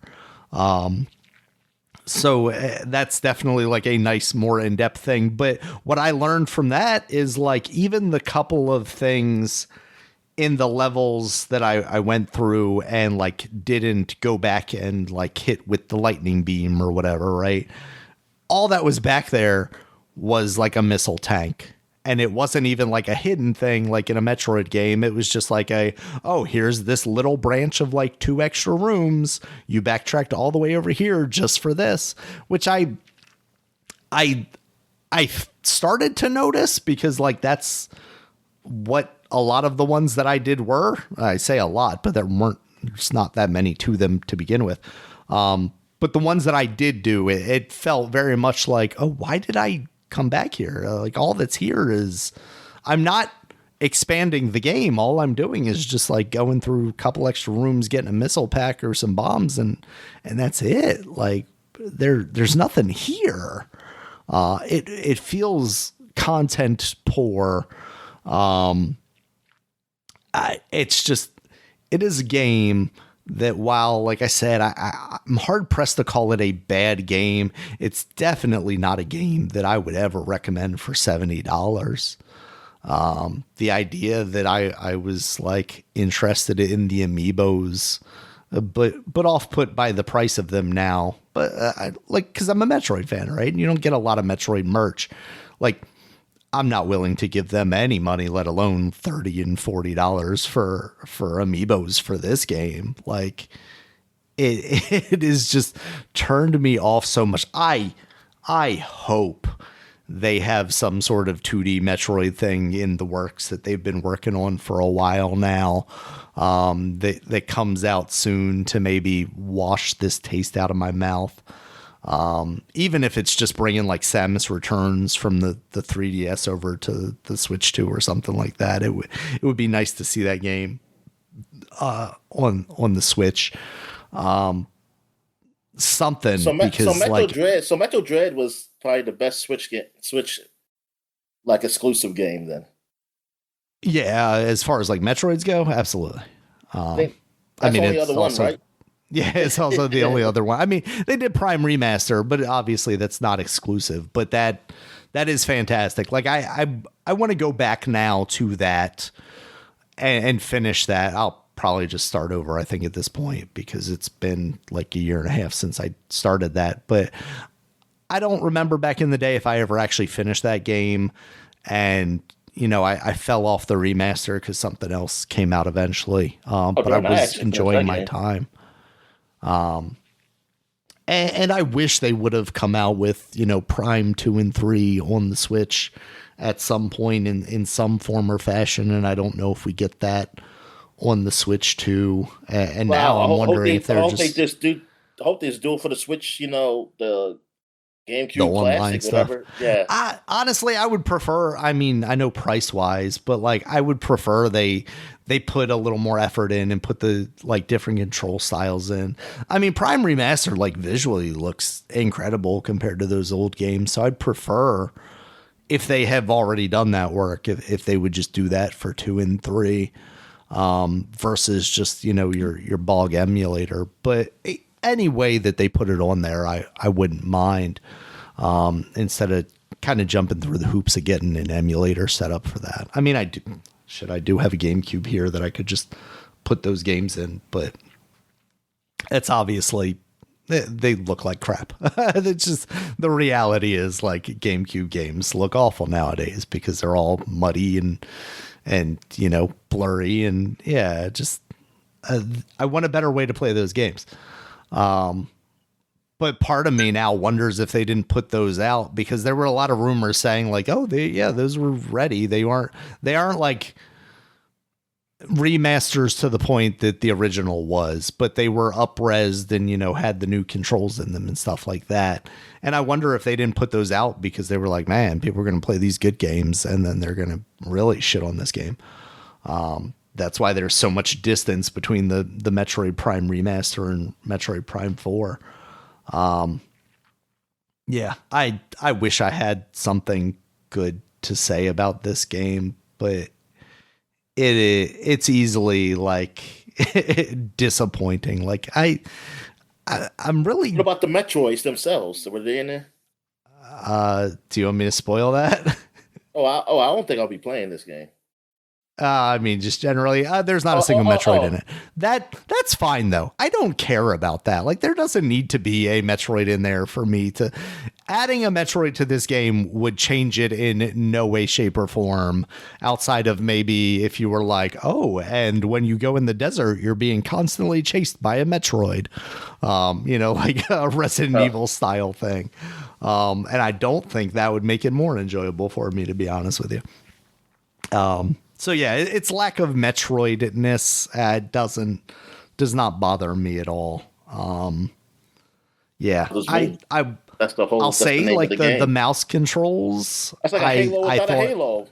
It's like exactly. It's like which they have been. There have been games without a Halo. Yeah, exactly, and they all went downhill. The mouse control, the addition of that, I thought worked well. There was one particular boss where I was having issues like aiming at the specific part of him, and I just like hopped onto the coffee table and started using it like a mouse, and it worked out incredibly better. I thought I was looking at like 3D printing a mouse shaped holder for the Joy-Con, to play this, and I never really played much of it more with that. Maybe if I get like super into Cyberpunk and like the mouse mode in that, because I mess with that a little bit, but I think that has potential. But when I'm playing in mostly handheld mode anyway, it doesn't really factor in too much. Again, the only positive thing I can really say is it's visually a very good looking game from a technical standpoint. It runs well. But that's about the extent of it, Dominic. I am very disappointed. This is going to be the last Metroid Prime game as we know it, and I hope that doesn't mean it's the last Metroid game. I think this series is going to suffer because of this for a while, and the next Metroid 3D game that we get is going to have to be an incredible departure. Because I think even like a Metroid Prime, the original game, doesn't quite hold up. Like, one of the things they'll have their own. They'll make their own studio, and then they'll make a game that's called like Metazoid or something like that, and that'll be. It's funny, Dominic, like comparing it to Halo. One of the things I learned from Beat 'em Up's video was apparently Retro Studios, as it is now, is comprised of some of the 343 guys that have left that company. Oh, okay. So yeah, they're killing it apparently. But even like early on, one of my like complaints, I think I talked about this last time we recorded, was just like the scanning of it all. Like, I get that you don't want to do like these lore dumps, even though this game had more, NPCs interacting with Samus. So they could have shared stories that way. But like, there is so much, the pace of this game is hindered by my desire to scan everything. And it's not just a me thing. Like, there are obviously people that don't have the same impulsion to do that. But this is a game that encourages you to do that, and I think they would be better suited if they didn't do that. If they kept the scan visor in there as something that allowed you to, scan an enemy to learn about its weaknesses, but the idea that there is a percentage tied to that, and if you miss one thing at the beginning of the game, you're no longer going to 100% the game because you didn't go into the scan visor and scan every little nook and cranny. I think that is just inherently, from a gameplay standpoint, bad game design. So I really think, like, if they do return to, whether it be the Metroid Prime series or another version of Metroid in 3D, these games are going to have to be fundamentally different than obviously this one, because this is just out of the bounds of what it should be.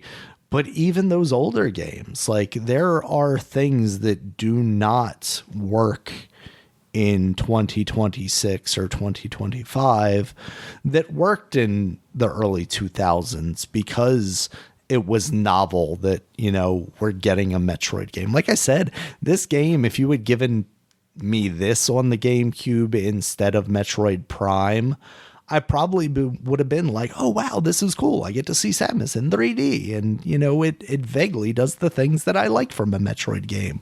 And then you bring Metroid Prime out and you're like, holy fuck, it can actually be like more true to the series. Yeah. But no, instead we got that game 20 something years ago, and now we're getting this, and something clearly fell apart here. I mean, we know that, the game started at Bandai Namco, and then, that didn't seem to be working out, so it got transitioned over to Retro. but it seems like a lot of the team at Retro was no longer the team that had experience working on those games.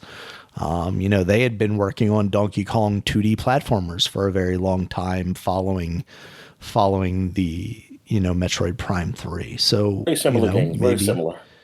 Yeah, maybe people that were, experienced in doing first person, adventure games were not interested in continuing that career path, or maybe they got laid off at some point and never made it back to that studio. So, it very much shows that a studio is only a studio in name only. It's not necessarily the people and the talent inside. So yeah, I'll stop myself here. But with that said, for a game that I was very excited to eventually have come out here, for it to flop as hard as it did is just extremely, extremely disheartening, and can't recommend it.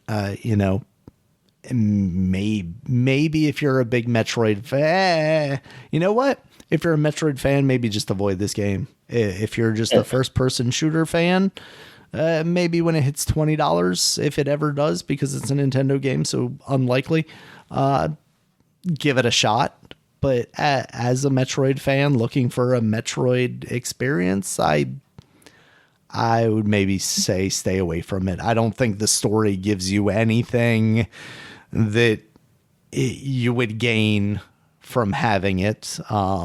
If you're like, I'm a super big Metroid fan, I got to get the lore that's in this game, I don't think they do anything interesting. More of those other characters, though. I don't think they do anything interesting with them. Dominic, to be completely honest, and to kind of dip back into the spoilers again, because at this point, I don't care if people even play this game, because there's not enough to it. At a certain point in this game, there are points in this game where you expect every one of these characters to die, and then they show back up. It's like a sacrificing themselves type thing. There's a moment for every one of these characters. They all show back up, and then at the end of the game, you kill the final boss, or defeat the final boss, and you all are getting in this teleporter to go home to your home world or whatever. And then the final boss shows back up, and all of those characters then go back and hold this guy back so that you can go by yourself. And then I didn't even realize it. This is a complaint that I've seen now from other reviewers, but I didn't realize they give you the choice kind of to teleport away. Because, they make you press the button to teleport away and leave all of these characters that you've established these somewhat okay relationships with. But if you don't press the button, Dominic, you just get a game over screen and you have to start that boss battle over again. Oh, wow. Yeah. Well, I'm glad you didn't do that. Half of that boss battle. Oh, trust me, that boss battle was a pain in the ass, because the first half of it, all of your teammates are with you, and you can lose the game if they get down for too long. So you're managing, trying to keep them healthy while also trying to fight the boss.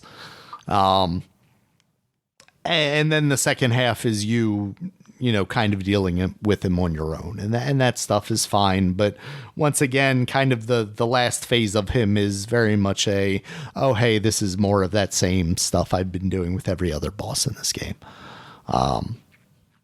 So yeah, by the end of this game, you've teleported away from all of these people who are seemingly going to die. Or maybe not, because they've survived once. So why not just, I don't even remember what the main villain's name is, and maybe that's bad on me because I'm not, Metroid guy, or my brain's just Ridley, broken and right? I don't remember things. Ridley. No, Ridley's not in here at all. It's whatever. I thought maybe they were gonna swerve me at some point and have him show up at least, but nope, they didn't do that. And again, that's fine.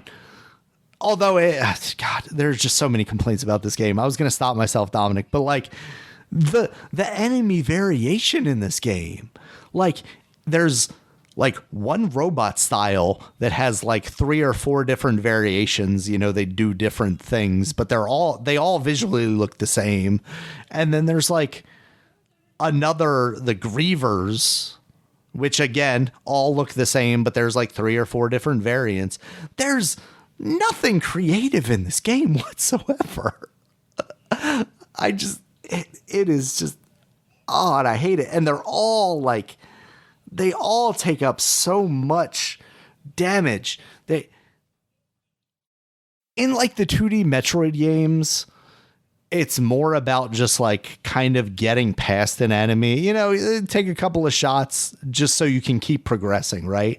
Like this, and I don't know if it's because, you know, they moved it to first person so they feel like they have to make it more of a shooter, but like, I don't want these long extended battles with enemies. I want dumb fodder that's just kind of in my way to the next platforming section. And they lost that entirely. There's one of the things that people used to praise about like Metroid Prime 1 is that because you're jumping in first person, you would look down a little bit. Like as you jumped up, your camera would go down a little bit so you could see where you were landing, right? Yeah. They don't do that anymore. And I don't know if that's because they're like, well, you've got a C-stick now, you can control that, or if they just realize like they don't care about the platforming in this game because you're not doing it very much. But like that just inherently speaks to like what I think they thought about the way they were making this game. And that is analogous. That is against what I thought a Metroid game would be, or was at the very least hoping a Metroid game would be. Okay. With that, Dominic, I'm going to stop myself here. Because yeah, I'm done. I'm done with that game. Oh yeah, so best Switch 2 game of 2025. All right, Metroid Prime 4. All right, Dominic. Honestly, I'd be interested to see you give it a try, just to get like what your feelings on it are, because like obviously I'm coming into it with some level of like reverence for the series, but like. You like first-person shooters more than I do. I'm interested to see, like, an outside perspective, if you're like, oh, yeah, this game is fine, or if you're like, yeah, this is just a bad game, and I don't even know why you're praising it as much as you are. Okay, yeah, I'll try it out, man. All right, so we'll take a quick break. When Just we get don't back, waste your time too much. we get to the flashback segment. All right. And we're back. So now we're flashbacking to 2016. So now we're in a new year. So 10 years ago, 2016, 2006, 1996. And if there's anything in the 80s, maybe, or before, this week we're just going to do covers. We're just going to cover covers. I'll do games next podcast. We're just going to do video game covers like we do every new month. So in 2016, 10 years ago, Edge magazine had a cover Hitman. Look at him. Inside the story of Agent 47's bold return to form. Yeah, this was when like what is this the first one them doing a game? This got to be the latest like iteration of Hitman, right? Yeah. Was that the first one under Square? Is that the first one they actually not released but actually made under Square? Yeah, it might be. Because the Absolution, I don't know if that was before Square or they developed it before Square. I'm not sure. Yeah. Well, I'm sorry, guys. I'm hungry, so I might have my mouth full here. Yeah. So in this one, yeah, this is the one. Yeah, this is the later iteration, which got a lot of good reviews, man. Like. Yeah, absolutely. I mean, actually, at the Absolution, I think all of them are pretty good. Like the phone game, and then this one, the kind of episodic Hitman one. Go. I think even Hitman Sniper people thought was okay. So they've really been hitting out the park, pun intended. So So yeah, I never got into the series. Now I know you said you didn't really like it early on. I Yeah. just never got into it. It wasn't that I didn't like it though. I It was a actually little did. too stiff for me. Like, and these new iterations, I feel like are a little looser, especially just like with the options you can do to take people out. Yeah, you like them loose, then. I understand. I Uh, like them loose, but like your even boy Ed, then, like Fisher, like Sam Fisher. But but yeah, I did try Absolution. Like I think I played through the first mission, and I just never got far. Like I just went to another game and never came back. It's just one of those series that I just have to start with. Maybe I'll start. Well, it's James Bond technically, so it's not. It's a Hitman guys, but it's not Hitman. yeah. But I'll just say it's Hitman though. Daniel, I'll say it's Hitman. It's the Bond in Bond form. Um, I never even seen the movie. Have you seen the movie? Oh, the Hitman movie. Yeah. Yeah. Are there two of those? I definitely saw the I want to say one there with were. I want to say it Timothy was two. Oliphant. Yeah, I want to say it was Yeah, I two. saw the one with Timothy Oliphant. I don't know if I've seen the other one. Okay. Because is the other one Hitman? Is he? Is there? I've seen the other actor who was Hitman. I just can't remember. It's I like want to I say it's seen like him. the same guy as the the Punisher, triples or whatever. Yeah, the Hitman movie I got here is Hitman from Netflix series. The with Oh. Glenn Powell. Glenn Oh, Powell. wait. That's What? the That's a Glenn thing? Powell movie. The one you saw, the hit man, like Oh, spaced. okay. Yeah, I got you. Yeah. All right. Forgot about that. The next magazine we got is Game Informer, and they got a girl with VR on the front here, and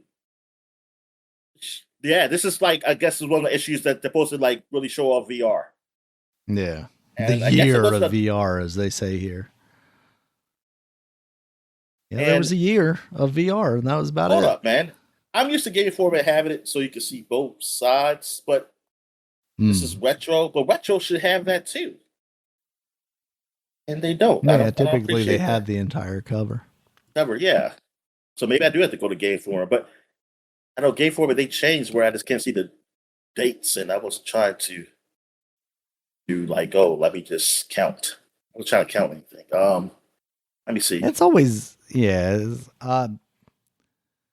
There's nothing interesting on the other cover, Dominic. Okay, all right, good, all right. She's reaching out to a fish, and then there's like a shipwreck kind of faded in the background of the circles that you see here.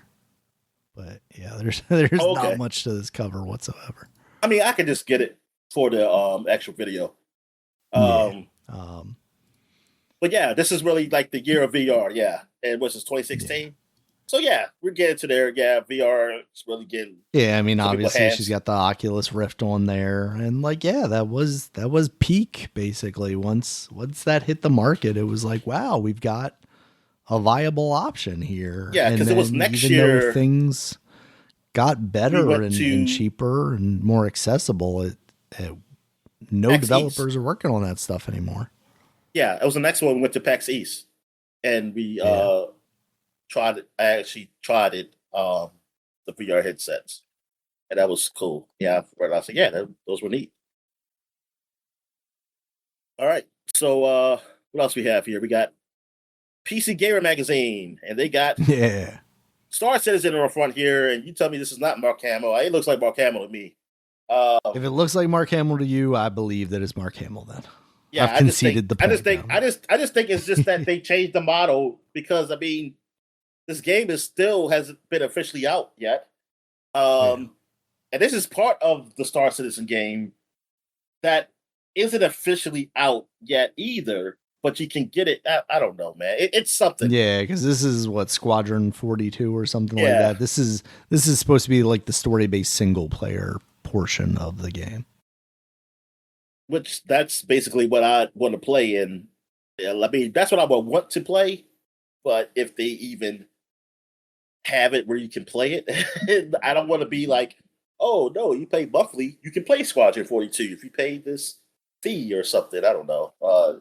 I don't know how they're going to do this, but this, yeah, the game has been in production forever. I mean, since we started the podcast. I was going to say, it's been in production since 10 years before this PC Gamer cover. So, Star Citizen, exclusive studio access to Mark Hamill stars in the spiritual successor to Wing Commander. Yeah, man, they Wing Commander successors could have already came out by now. They could have had like a couple of sequels out right now. Also, the 20 best FPS games on PC. Okay. Also, reviews special for Guild Wars 2, which is funny because they just had an update recently. Batman, Arkham Knight, 80 Days, Prison Architect. What's 80 Days? I was trying to think, like, is that the one where you're like in a balloon? No. And Minecraft Story Mode, which is the Telltale game, I want to say. 1872 with a steampunk twist. Phyllis Fogg was wagered he can circumvent the world in just 80 days, travel by airship, submarine, mechanical camel, steam train, and more. Race other players and a clock that never stops in Time Magazine's Game of the Year 2014. Even though the release date on Steam, well, I think this is a phone game before it came to PC, if it's the one I'm thinking of. Because, yeah, the release date is September 29th, 2015, yet is somehow Time Magazine's Game of 2014. Oh, keyboards. Get the best for your PC. They didn't know what the best was back then. Also, interview Sid Meier. Interview with Sid Meier. Civ's creator speaks. Also, they got Just Cause 3 hands-on inside. Right.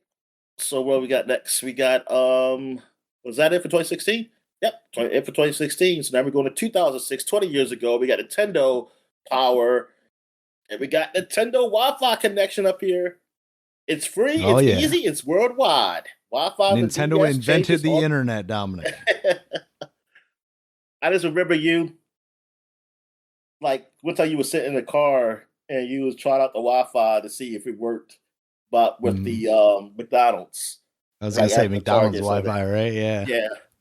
I don't know if you got to work at that time, though. I don't think you got to work then, but like right at then, though. Yeah. Because they had like a special relationship with McDonald's, didn't they? Where like McDonald's had like Nintendo Wi-Fi connection routers or something like that, where you could like quickly and easily. I mean, that sounds like a thing. I just remember McDonald's talk about Wi-Fi, and I still didn't understand what the hell it was. That's all I knew. I didn't really know what Wi-Fi was, honestly, dude. I was still thinking about cord. I was still thinking about the freaking cord, man. Like, link it up, yeah.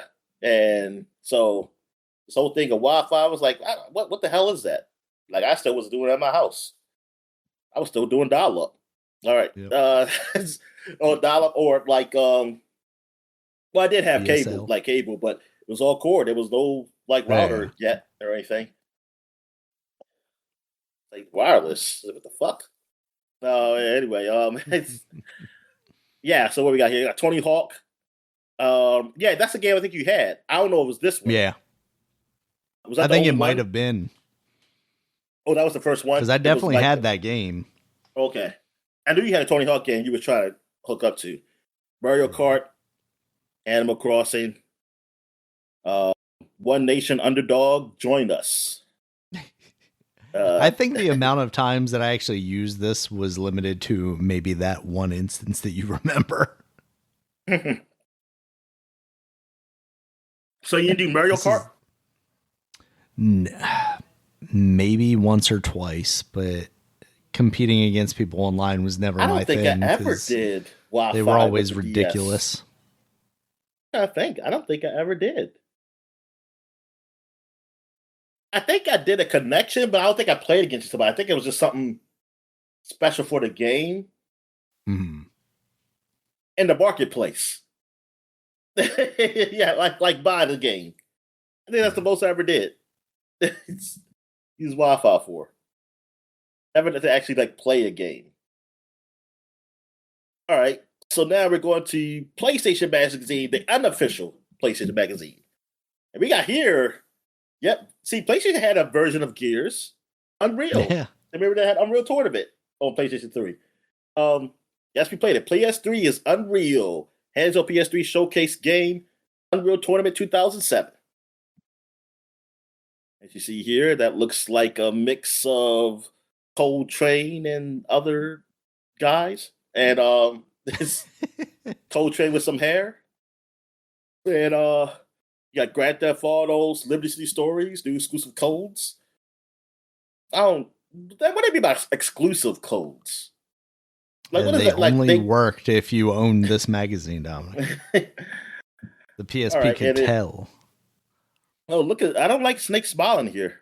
Maybe that's 4, a very weird screenshot. Brand new screenshot. It almost looks like how like the photo mode where you can change people's expressions or something like that. But I don't know if they had that in that game. I mean, I would be surprised if Hideo Kojima had that like early on. That was like one of the first games to do it, but I don't think I just don't remember that. Oh, it says right here, Daniel, actual PS3 graphics. That is the actual PS3 graphics right here. Bam. I don't know if I was excited about that or not. PSP, Sony Prez tells you what's next. It's going away. Prez that was. Vita in a few more years later. It's also PS2. Yep, that's the Slim. And I got it right here in this box. Might be selling it. Well, actually, I got to use it to test my games out. So I'm going to start like selling them now. I mean, seeing what I can get rid of. Washed Up. 5 new games. Say hell no. Yeah, I'm trying to think. I know Kingdom Hearts 2 came out. I want to say the year that PS3 came out, just like months earlier. Yeah. Either came out 2015 or it came out 2016. Kingdom Hearts 2. I said 2016. I'm my fault. 2005 or 2006. Because I remember getting that. Because I still had a PS2 and I was. And Final Fantasy 12. That came out either 2005 or 2006. Like before the PS. Yeah, Kingdom Hearts was 2005. Shadow of the Colossus was 2005. Yeah, how about Final Fantasy 12?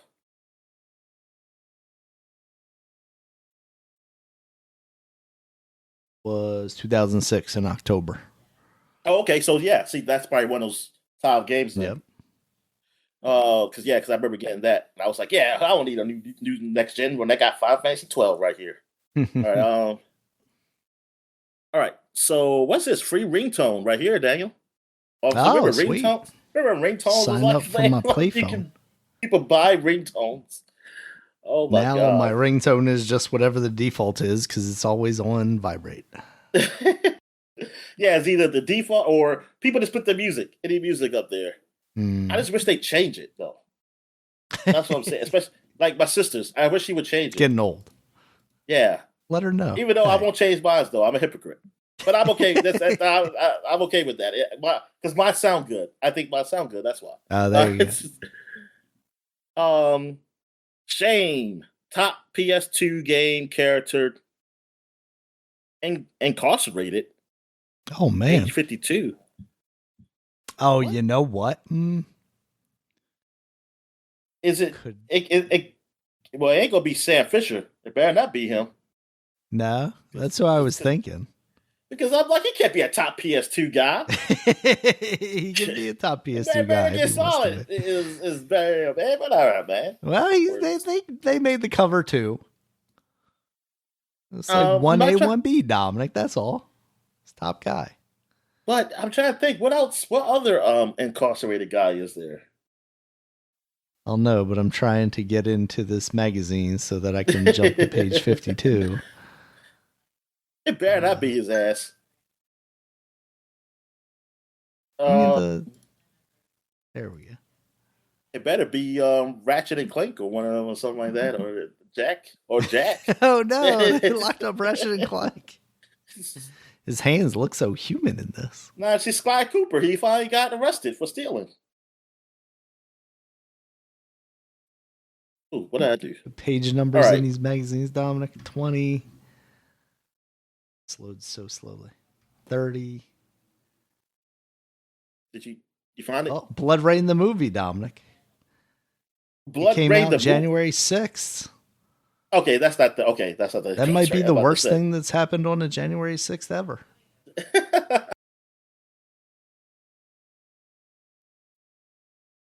No, 56. What page was it, Dominic? 52? It was there, man, because I left it. Ah, it's Splinter Cell 4, Dominic. Oh my god. Sam Fisher, covert agent, bank robber, Whatever, prisoner. Did you beat that game? Did you beat that one?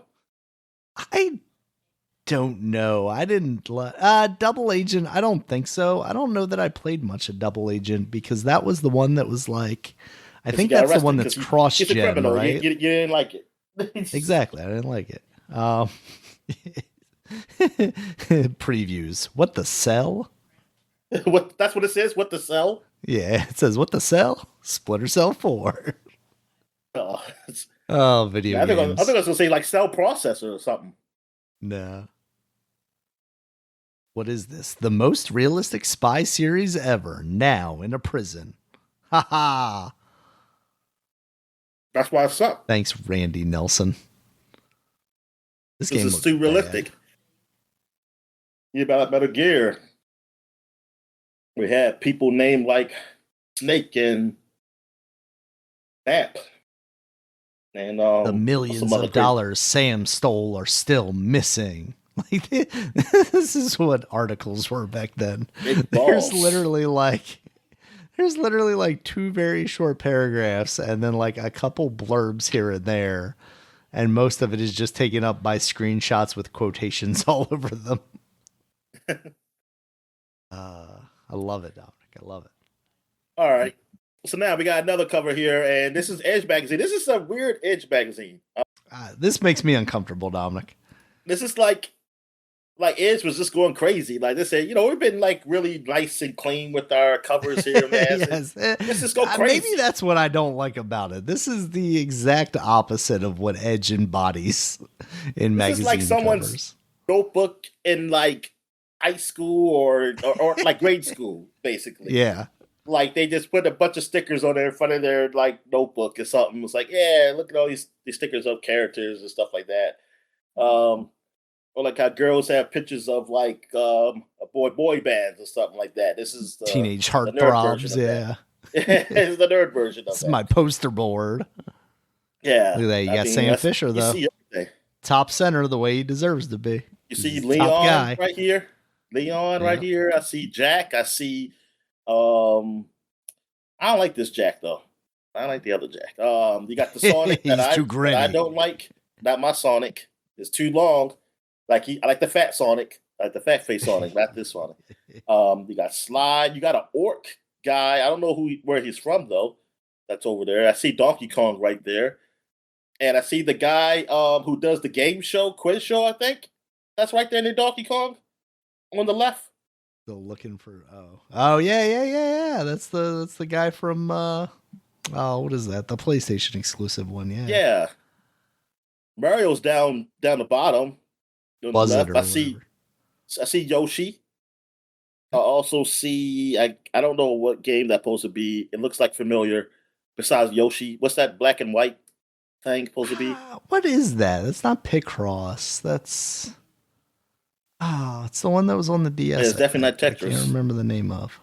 Darren, is Tetris in here? Do you see Tetris anywhere? I mean, fucked not. Up. They have this game, but not Tetris. Well, that game was relevant at the time. No, when Tetris was not. I see Wario. I think that's what I don't like about this. There are so many people in this cover that I just have no idea where they're from. Yeah, they're just such generic characters. They got Sam Fisher upside down. I guess he's supposed to be like, oh, I'm hanging down. But that's what Spider-Man should have been. That's what Spider-Man. God damn it!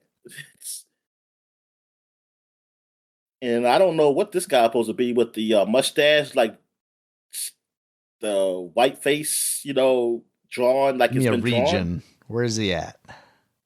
Oh yeah, under Stubbs the zombie. Yeah, Yeah, I I don't. was gonna say drawn to Maybe life, like but I a was like, nah, it'll be color, right?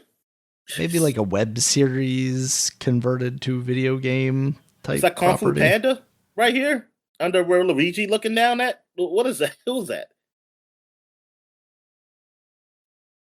Um, I want to say that's like a bad guy from Sly Cooper Yeah, it does look like something. because he Like, why would looks they put? he's got that art Yeah, style to he him. got the art style. Yeah, but like, why would you put another character like from Slot?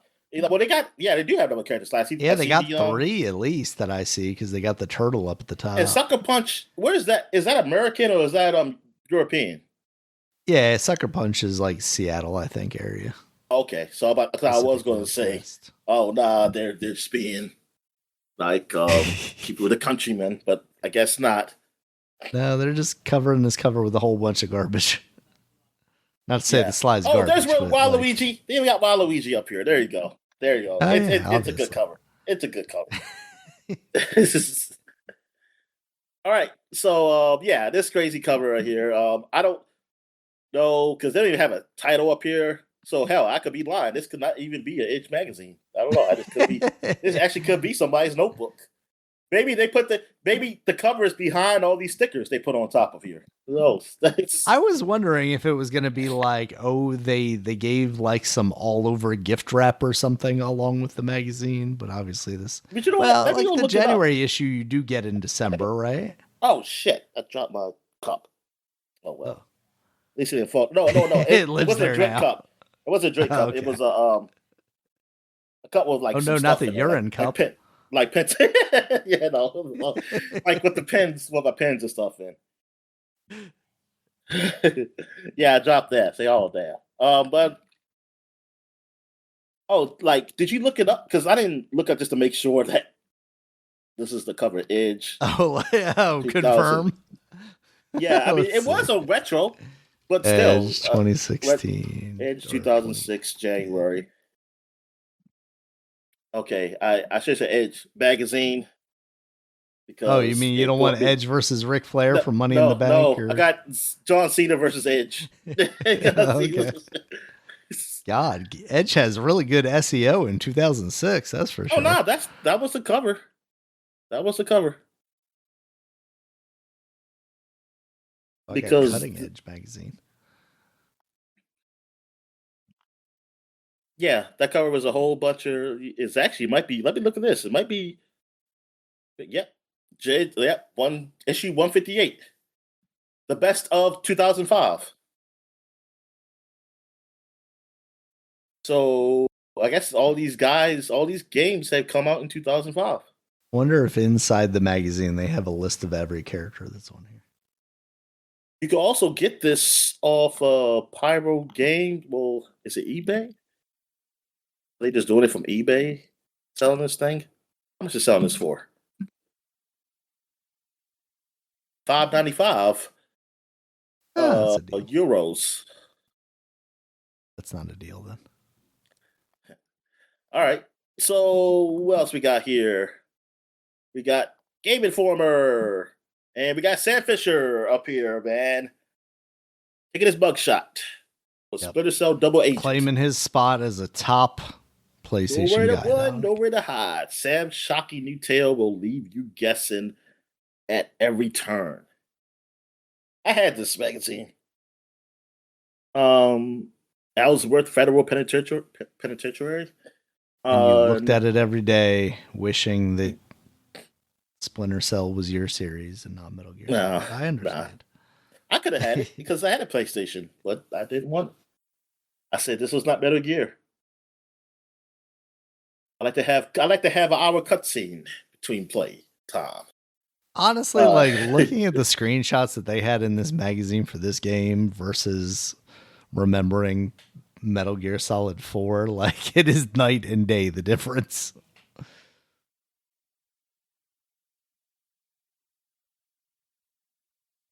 I'm mad that has not been re-released. All the other games have been re-released like twice I'll get or there three eventually. times. The power of the cell processor, Dominic. They can't put it anywhere else. So maybe like an LG fridge that uses a cell processor. That's what it has to come with. Oh, there you go. Cell processing chip inside the console. Just stick this in your USB drive. X-Men 3 up here, telling the story you won't see in the upcoming film. Hope it's better. I think they told the story of I forgot what it was. So I remember reading it. It wasn't like Nightcrawler's story. Yeah, because Nightcrawler wasn't in. Yeah, because he wasn't in the movie. Oh, trying to bamboozle us, Dominic. But that was I was thinking about another movie. That's later. X-Men Days of Future Past when they cut out the road scene or whatever. That's not the game. What else to say here? 2005, the year in review.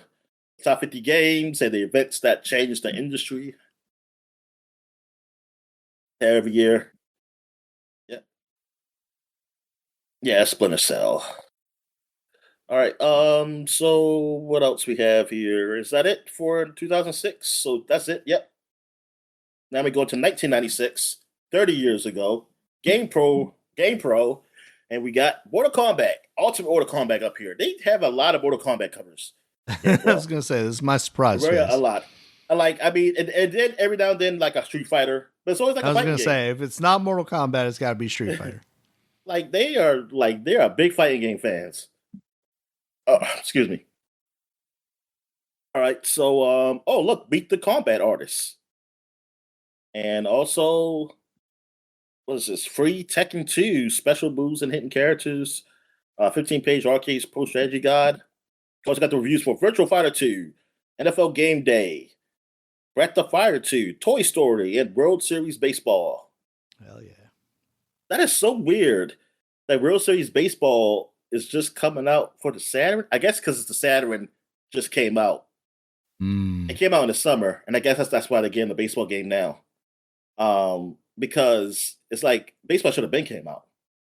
Right. Yeah, like this time of year is like what the hell? Or it's very early. It's either very early or very late. They're getting ahead of the game. They're like spring training. I don't think so. Get on this baseball. Yeah, they're not even spring training yet. Yeah, so it's either very early or it's very late. It's one or the other with this game because they don't have a year. Previews. Snatcher returns. Oh yeah, get another Snatcher game, Daniel. Sega Rally Championship, Battle Arena, Choshiden Remix, yeah, Hot Strategies, Mortal Kombat 3 codes. Oh, look, codes with the K. And Chrono Trigger endings. You can know all the endings in the game.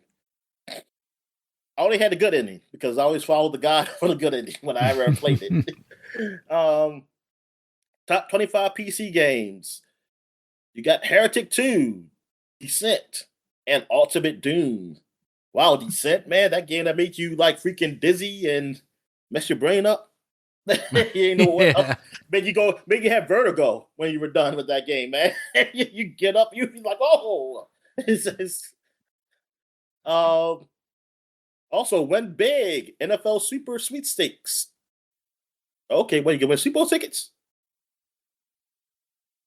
It's probably not. There's the clown from Spawn. Get loaded. I don't know what that means. You know what it means. Ultra 64 US games. They still call it Ultra 64. Yeah. A better title. All right. Well, you had Super, Power. Then you had Ultra. Why'd you keep this one, you bastard? It's amazing, Dominic. And also, I just realized that the N, I thought it said NV, and I was like, why does that stand? How's that mean 64? And then I went, oh, it's new, like new metal, NU. Yeah. Happy New Year. Then they got like 64 in the back for the 64. I mean, that's cool. That's neat. This is peak computer graphics in 1996, Dominic. It really and it was. also looks like it folds out. I wish I could see. That's what I was trying to think. that is yeah, it looks like it can fold out. Or I don't know, maybe they slit this part for some reason. Yeah, I they don't know just what the cut their hell's going magazine on. by accident. Yeah. I had another one. Where's the one with oh, this is it. The Game Informer one is the Mario one. Oh, I kept thinking that was the Yeah. Tingle Ball for some reason. Like Game Informer, yes, they have Mario. Look at that 3D Mario. Look at his eyes. The reflection in his eyes of the other Ultra 64. He's seeing the Ultra 64 in my soul, Dominic. Nintendo Ultra 64, the most anticipated unit of the decade, is unveiled. Every font on this cover is a crime against humanity. Zero. I know. Why is it that font? Yeah. And why is it bright yellow against a sort of beigeish yellow Mario? Zero Divide. Is it just another PlayStation fighter? I don't remember this game. Plus NHL Face Off, Doom, Virtual Cop, Sega Rally, and NBA in the Zone. And also learn the art of Virtual Fighter 2. Look at those pointy polygons. That's when people had pointy nipples back in these days. Wow, man. They didn't learn how to smooth them. Yeah, man. Darn, like, yeah. Yeah, I definitely couldn't wait for when I saw Mario 64. Yeah, I definitely could not wait for this. That was the best thing ever. All right. So that's it, man, for the covers and the flashback segment. So we'll take a quick break. When we get back, we get to the gaming news. All right. And we're back. Let's get to the gaming news. What we got, Dan? All right, Dominic. So first story, this is actually from the end of last year. Very unfortunate news. Vince Zampella, the leader of Respawn, as well as, former Call of Duty guy, former, Titanfall guy, also worked on the latest Star Wars, Jedi releases.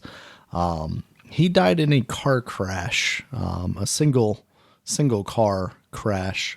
He was apparently driving his Ferrari with a friend of his, and something went wrong. There's been some speculation one way or the other. And he crashed and passed away, unfortunately. Now, was that the video of his crash? There is a video. I have not had any interest in actually watching it. I've heard some somewhat gruesome descriptions of what happens in that video. Well, the video I see, it was nothing gruesome. Oh, really? Okay. I mean, yeah, Sorry, I had to swallow. But the video I saw, I didn't see no bodies or nothing. okay. I saw the crash because I had heard that the friend actually was ejected out of the car.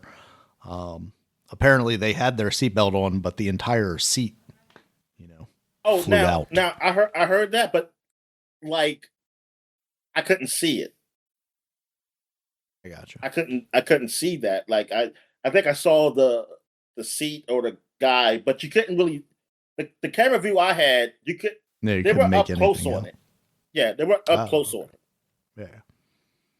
Maybe there was a camera view later that had later. I don't know. But the camera view I saw, it wasn't really up close on it. That's how I was trying to know. I mean, I don't know. Maybe I was looking at the wrong. I was looking at the fake video, but the videos I've seen, videos of it now. They weren't gruesome, I would say. Oh, okay. I mean, it was a bad crash, but it weren't like gruesome or anything. Understood. Yeah. So it's it's always unfortunate when something like that happens. I haven't seen anything like drunk driving or anything like that. So at least there's that's what I'm saying. Like that's what I want to know, because I want to know if that was the video. Was it like? So it was him just speeding. Was it him just speeding on that? I saw the tunnel. I saw a quick thing here that somebody speculated that maybe he was blinded by another car's lights coming out of the tunnel or something like that. Yeah, because the initial stuff I saw was maybe he was just, kind of driving recklessly and lost control. Yeah, I, I don't know. I wouldn't speculate anymore until they come out with some more information about it. But Dad, yeah, I mean, this is the age of speculation. this is the age of speculation. I mean, I forgot to mention it, but yeah, he's most recently worked on Battlefield. He helped, kind of revive that series this past year. It's more successful than Call of Duty, it seems like. So yeah, it seems bad. He seems like a guy that was good in the industry, and it also from the couple of discussions of him on podcasts that I've listened to from people who have actually interacted with him, it seemed like he was actually a real well liked guy. Yeah, And just some and asshole, it's a cool name. Leading the studio, cool name. And he has a cool name. Yeah, Zampella. It's like propeller, but with a little zazz to it. Yeah, man. All right, Dominic. Yeah, that's pretty bad. Yeah, that was like when yeah, yeah. At the end of the year, happened. It's like darn. Yeah, like days before Christmas. It was very unfortunate. Also, he saw big crawls with Daniel today. Oh, okay. Well, you missed that too, then, Dominic. Yeah. Next story. This just happened during this past week. Mikhail Kanitsky is a former, well, not a former, he is a founder of CD Projekt Red and has actually acquired GOG, Good Old Games, from CD Projekt Red. So it sounds like, I guess, they were no longer interested in the selling of games business. They got games to make and publish. I guess they weren't interested in operating the storefront. So it sounds like he is taking over the responsibilities of that for them, and good on them. They've been doing a lot of good work lately, bringing back old games that weren't necessarily being released by publishers otherwise. Mikhail Kanitsky. I would assume the same place CD Projekt Red is. Oh no, not the person. I mean, what did he do?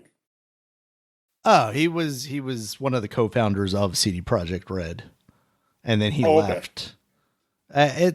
It sounded like he stepped down from whatever role he was in, and then was still kind of around CD Projekt Red, but didn't have a main role. And then he's coming back to do this. So I wonder if there's some kind of deal within where they're we aren't really wanting to do this anymore, but we don't want to get rid of it, and we don't want to sell it to Saudi Arabia. Tired of him hanging around doing nothing. Here, take this project, get out of here. But as the GOG is also well known for presenting DRM free games. Yeah. So it is good that they are not going away. I thought you were going to say now they're going to do DRM. Yeah, they're going all the time. I don't know. Maybe they more DRM. It's interesting. I'm on here, and we didn't talk about the game Horses because I don't know that we really needed to. But this is a game that was, I believe, removed from Steam or denied. Being able to publish on Steam because of some content in it. And then I saw a thing about how it was going to be on Epic, and then that deal ended up falling through. But it is just available on GOG. So I don't think I ever think about GOG as far as a competitive storefront for those two, but it very much is. Honestly, This should be the number one place to buy your games before those other two places. Yeah.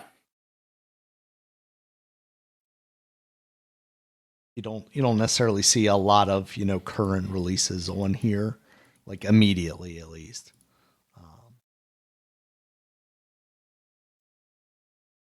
You cut out on me. What you say?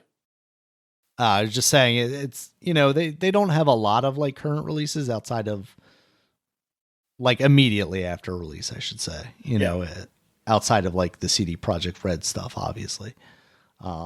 Yeah, But, you know, for unless some they of the come stuff with that DRM does, free.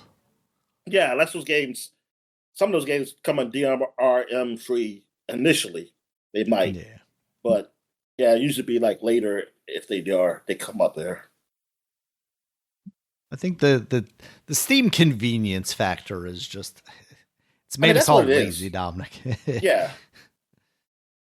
There's something about like I don't want to manage having like an exe in my downloads folder. I just want Steam to put it wherever it puts it, and I don't ever actually have to see those files or the installer. I just see Steam, and then I see my game. I know some of the work they did recently was like the Resident Evil games they brought back as like the originals, because obviously you could get the remasters, but the original games weren't preserved very well. And brought Wow. those I'm looking back. at the football game. The running back gets the ball and he just slips back, like whoop, Ooh, because of the rough. because it's raining. Yeah, They're down in Tampa Bay. rough. One time it rains in Tampa for an extended period of time. All right, Dominic. So that is the news. You know, it's the end of the year. Everybody's been on break. You know, basically video games and even video games media usually shuts down between, you know, Christmas or a week before and New Year's. So that is what we had there. But we will, as you mentioned earlier, be doing a year in review in 2025. And as it turns out, like I'm looking back over this and I don't have a ton of stuff, and I don't think it's because, you know, I'm missing a lot of stuff. I think this was a year where like there were a lot of games and a lot of really good games that came out. But as far as like news goes in the industry outside of, you know, your normal layoffs here and layoffs there wasn't like a whole lot going on. Even for a year where we saw, you know, the release of the Switch 2. So we'll kick this off with January. There was nothing, so we'll skip right into February, where Warner Brothers Well, it was closed just release of the Monolith best game Productions. that should have been called Best Game of the Year at the Game Awards in What January. was that? Dynasty Warriors Origins. Okay, Yeah, gotcha. that's what it said on the Dynasty Warrior Reddit forums. That's what they say. Spoilers, Dominic. That's you know, now we know your game of the year. I guess we're doing that. But yeah, in February, Warner Brothers closed down Monolith Productions and canceled that Wonder Woman game Oh, that damn, was going that to early use to the cancel it? Nemesis system. Yeah. Yeah. So that, you know, you were talking about Shadow of Mordor. Like that was the last time we saw that stuff implemented. And like for such a novel concept, like just tying like progression to these characters and like having them come back and you know, remembering what happened, like that was so cool. And I always thought like, yeah, you apply that to like a rogues gallery of, you know, Spider-Man or Batman or whoever, that would be absolutely insane. Now, obviously they chose Wonder Woman, and I can't tell you outside of Cheetah or whatever, a single villain of Wonder Woman's. But still, the idea still persists there, right? They named the Greek gods. Oh yeah, there you go. Ares, Mars. Wait, am I dipping into the other ones? I think I that's don't know. Roman. I was gonna say I think Mars would be Roman, because I think Ares and Mars would be the same thing. Yeah. Both gods of war. But you know what? All Who right. knows? DC might did something like, oh, there's two war gods, or whatever. This would be me not being surprised in the slightest if that were the case. All right. In March, we had Game Informer coming back. They were acquired by Gunzilla, and they are now, you know, existing, which was surprising to me that means that them shutting down was even earlier, because it didn't feel like it was that long ago that they went away. Yeah. I thought that they shut down. So I think it was probably at the end of 2024 when that happened. Yeah, because they didn't do a game of the year And then when they came back, they posted their 2024 Game of the Year stuff. So it's good to have Game Informer back. Oh, definitely. Ubisoft also partnered with Tencent for Vantage Studios, which is going to manage their top franchises, including Assassin's Creed, Far Cry, and Rainbow Six. This is basically like a strategic partnership to like get money out of Tencent while also not ceding control of Ubisoft entirely, even though most of their main franchises are kind of getting lumped in with this. Those Guman brothers, man, they're something else, I guess. I don't know if that's that publisher's going to make it through this year, unfortunately. Yeah. All right, Dominic. In April, we saw EA lay off between. Let me talk about. Let me talk over that. Yeah, sorry.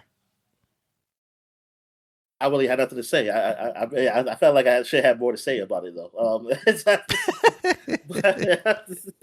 But yeah, I know Tencent got them. Yeah, I'm curious what's it going to look like going forward with this company. Are we going to see any more Rayman outright by the end of the year? Rayman, is he going to be around anymore? Is the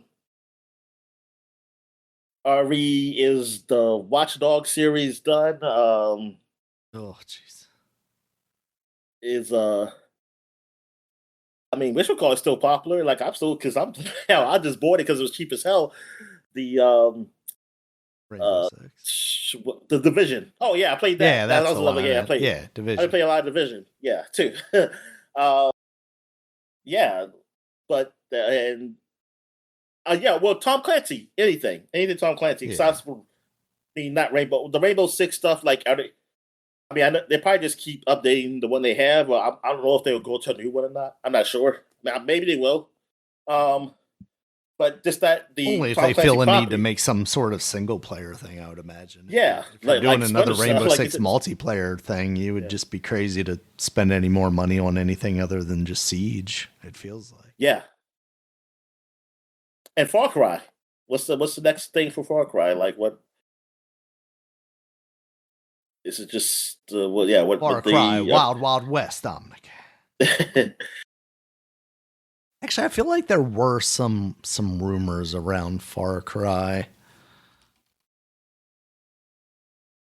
I think, but like what location, man? They done tropical a few times, and now they done the mountains. You know, they like Nepal and the Alps or whatever. They done Africa. I mean, they done like the island, and then they done the last one. You could just basically say what I don't know, or somewhere in South America, maybe I don't know. And apparently, it's going to then America, then North America, at least in North America. I would say like middle North America. That was like Montana or something. So there's this Vice story. The headline from September is Far Cry will focus more on multiplayer. And then there's from November 2nd, a YouTube video. Leak reveals a nonlinear story, a 24-hour in real life time limit, and dynamic interrogation system.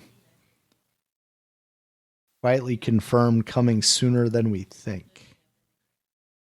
That's where I saw something on the or LA or something. Oh, goodness gracious. Yeah, that's all we need, Dominic. Far Cry LA. Antifa's taken over. This is a non-political game, Dominic. Just make sure you don't get in the right roads so you won't get stuck in traffic.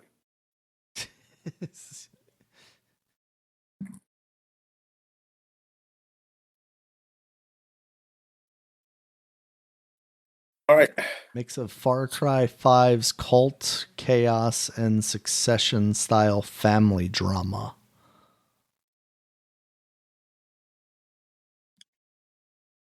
Okay. Right. Let's see. Did it already do that? With the cult? Yeah, well, that's what they said. Far Cry 5's cult mixed with Succession style family drama, allegedly. Okay. Whatever that means. But All yeah, right. New Next York. up, New York. Dominic. Exactly. Yeah. We got, yeah, exactly. Yes.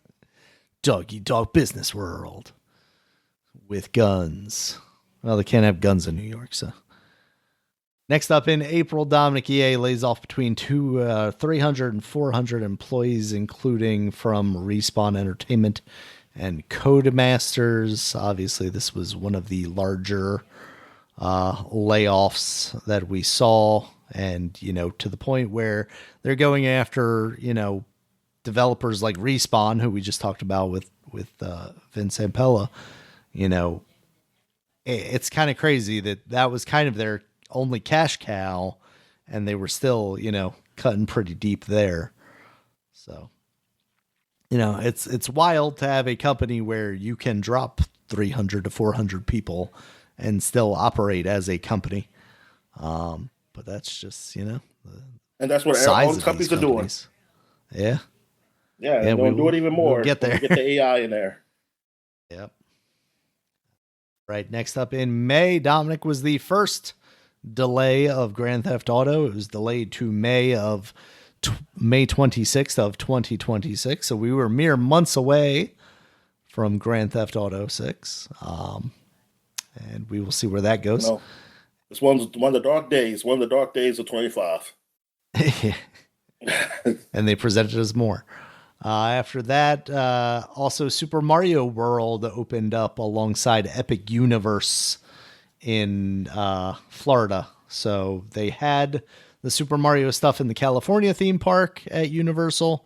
Now in Florida, they have opened up the Super Mario World along with like the extra Harry Potter stuff and the Dark Universe, your mummies and your Frankensteins and stuff like that. That part of the park. We got the Donkey Kong ride on this coast, which sounds like they don't have room for it in the California park. So once again, Dominic, the Florida park dominates the California park. That's just how it goes. They be jumping on those tracks, man. Like you gotta jump in the right place or you're gonna die. They do have like sections of the track that look like they're busted out and emulate that. So it's kind of cool. It'd be like how the Simpsons itchy and scratchy rods, or like it's so funny to see rods in like cartoons and stuff. Cause it's like ain't no way in hell that could be like in real life. Like yeah. It's just like a rod where you're on a log and it gets sawed in half. You're like, what the fuck? All right. Next up, Dominic, in June, we saw the launch of the Nintendo Switch 2. Obviously, much anticipated.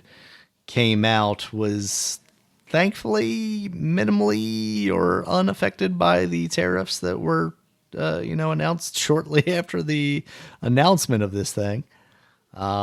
Launched with Mario Kart World. That's an all right game. Then took a little while before we got Donkey Kong. You cut out. In July. What? So you cut out. I didn't say anything after that. Okay. But like all when right, you talk, yeah, because you were talking. So you just stopped. Because you were talking, and then it just. Yeah, I can't remember. You said well, let's go back. It was after you talked about Mario Kart. Okay. Basically, you say then it was a while until. Yeah, then it was a while until Donkey Kong came out. And that's one of the big ones for this year. For the Switch, obviously, we talked earlier about Metroid. But I think generally the Switch has had an okay launch year. I think they need to pull things together a little more for next year and solidify that. But obviously it's Nintendo and they only really need to do so much work. Do you think there's going to be any level of effort from Rockstar to get to Grand Theft Auto onto the Switch 2? Like, do you think that would be a priority for them in any way? I mean, right now, I would say no. Like, honestly. Yeah. I think right now they're just trying to get that game out the door, and that And I think that's like way down the line kind of thing. If they even gonna think Mm, about it, it'll be for the next handheld or whatever. I don't know. mm. Okay. um, I mean, I mean, it depends how the Switch 2 longevity is, but Yeah. I mean, how yeah, sales are. Because I'm still kind of anticipating a jack up in price in some way, shape, or form, whether it's, with another game or something like that.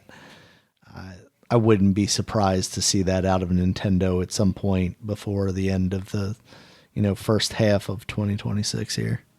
yeah, because Rockstar, yeah, it's just them trying to get that game, get it launched Yeah. um, right now. I'm just still mad that they can't do the PC. I mean, it just That, doesn't make yeah. any sense. That doesn't make any sense to me. I mean, it doesn't make any sense Especially at when all. you are making an Xbox version. Yeah, The resources for that should have immediately just been like turned off and went, okay, all right, everybody, we're now focusing our efforts over here on the PC, please. and I guess maybe they wanted to say like, hey, they want to bring out the best version of the PC version, whatever. I don't know. I just feel like, man, I don't care. You know what? I would do what we've been doing all this time in this generation. Like, I mean, I hate it, but for me, if I was there, I'd be like, we'll put something out there. Like, we'll put something, yeah, and we'll work. And then some people will say that, like, oh man, it doesn't look as good on my 5070. Like, why does it look as like it should look so much better than the other things? And I'll be like, yeah, the update's gonna come in some time. I just do that. I was like, update will come, it will look better. Yep. But we want to get it out there so you can buy it. And cause y'all will, because you're sheeple. You're sheep. How dare you? Yeah, I would tell them, and they were like, you're right. We are sheep.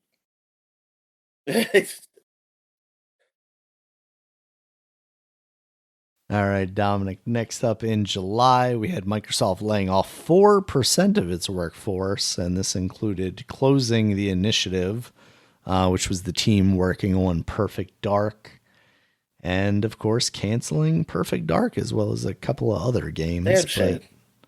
But more importantly, I guess Just gave it to the one that they had just showed off. could have gave it to where? Because what the hell are they doing? Nobody's buying freaking Sea of Thieves. Avatar stuff anymore. It's- Yeah, nobody cares what the bottom of an Avatar shoe looks like anymore, What's Dominic. that It's guy sad. doing? What's that guy with the glasses doing? That's a good Sunglasses. idea. They killed him,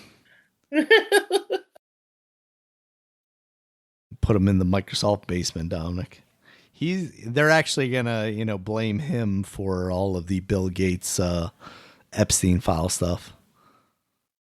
They're gonna say it Yeah, I was didn't even him. hear about that. I didn't hear about Bill Gates. Frequent flyer, Dominic. All right. Nothing in August. September, we finally saw the release of Hollow Knight Silk Song after 6 years, and countless numbers of jokes. Super Mario also And turned that game didn't 40 win in Game of the Japan. Year. Man, what a waste. Thinking it just came out years ago. Super Mario turned 40 in Japan, and EA went private after selling to the Mario Saudi is the Arabia same age Public as me. Investment Look, Fund. this is crazy. Yeah. That Well, Super man looked Mario. Super Mario is. Yeah, he hasn't aged a day. What happened to you? yeah, yeah, exactly. Like this man looked like he was like freaking in his 30s or something. Like when I was freaking 5. Like what the hell? The hell happened? See, Dominic, he's not a human. So Those what actually mushrooms. Those happens goddamn is mushrooms. Keep them now young. he dies, but then he gets reinvented as Baby Mario, and then he becomes Super Mario again within months. So he just keeps dying and repeating. All right. Mario. Anything about EA going private, Dominic? How about them? Oh man. Yeah, that's something. I mean, How much money did our president make off of this? oh, I have no idea, but yeah, I mean, I mean, I have nothing to really say. It's like, oh well, like I guess. I mean, I I'm mean, not we'll under. see what the knock-on effects actually end up being, right? I Like, mean, that's what it is. Yeah, yeah. I'm not in the now in like the boycott thing or anything because my opinions on because Saudi I was Arabia is already very boycotting EA games. it's very it's very minimum. Um, Yeah. well I wasn't because I just bought college football, but like I was like yeah, it's very minimum with the Saudi Arabia thing. Like I'm like not that like I mean I just they're a country that does underhanded shit or overhanded shit. I mean, they do a lot of shit. That's where I'm at with them. I mean, like it's like yeah, you like just like our country, we do a lot of shit. I mean, so my opinions are just very minimal with that. But as far as EA privatizing, like with them, that's where it's like, I mean, I just hope it. I just don't. I mean, I don't see the good in that. Like, it doesn't have to be Saudi Arabia. I mean, it could be anybody just privatizing because like just what EA was doing beforehand, I'm just thinking like, is this good for the people who actually work there? Like the workers, not the people up top or anything. Like, is this good for? Would this be good for those guys, those developers, or anything? And I don't know. I mean, I hope it does. I hope something comes out of it that's good and not people losing a lot of jobs. But I feel like that's just wishful thinking, really. Honestly, what you think?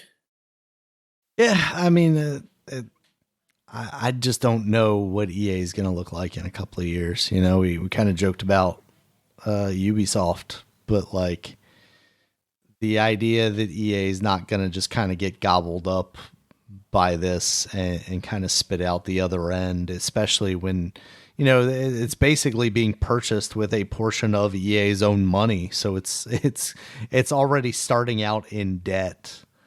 And this just seems like a you know, a tale as old as time of private equity firm style thing. I you know, EA for the longest time has been the butt of the video games industry, but at the same time, they've been putting out products that people have been buying for a very long time, whether it be Madden football or Call of Duty or not Call of Are you Duty. on your mic? Like, because yeah, Yeah, because you I kind am of cut out. Like, right on it. okay, all Yeah. right. I don't know what it is. So yeah, it's gonna be a roller coaster ride. I think. I don't know how quickly this is going to go bad for them, but I have no doubts that this is going to mean the end of EA, whether that's a good thing or a bad thing to people. And as a Yeah, company, it's probably maybe a good thing. The leadership, like you said, but it's going to result in a lot of lost jobs. yeah. Man's been gone for a long time. Like he's passed away. So I mean, I think that was the end of it right then, Daniel. Yeah. Once Madden was gone, I think that was it. And what was the other game that was darn, it's not sports related. What a big game they did. Command and Conquer. Command and Conquer, man. Once they Yeah. stopped that too. There you go.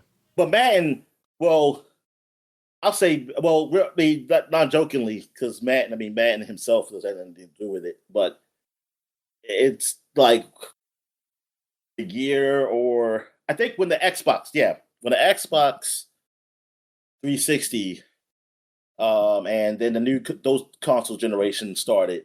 That's when Madden felt like it really was going downhill. I think they had like one good Madden game during that time, maybe, and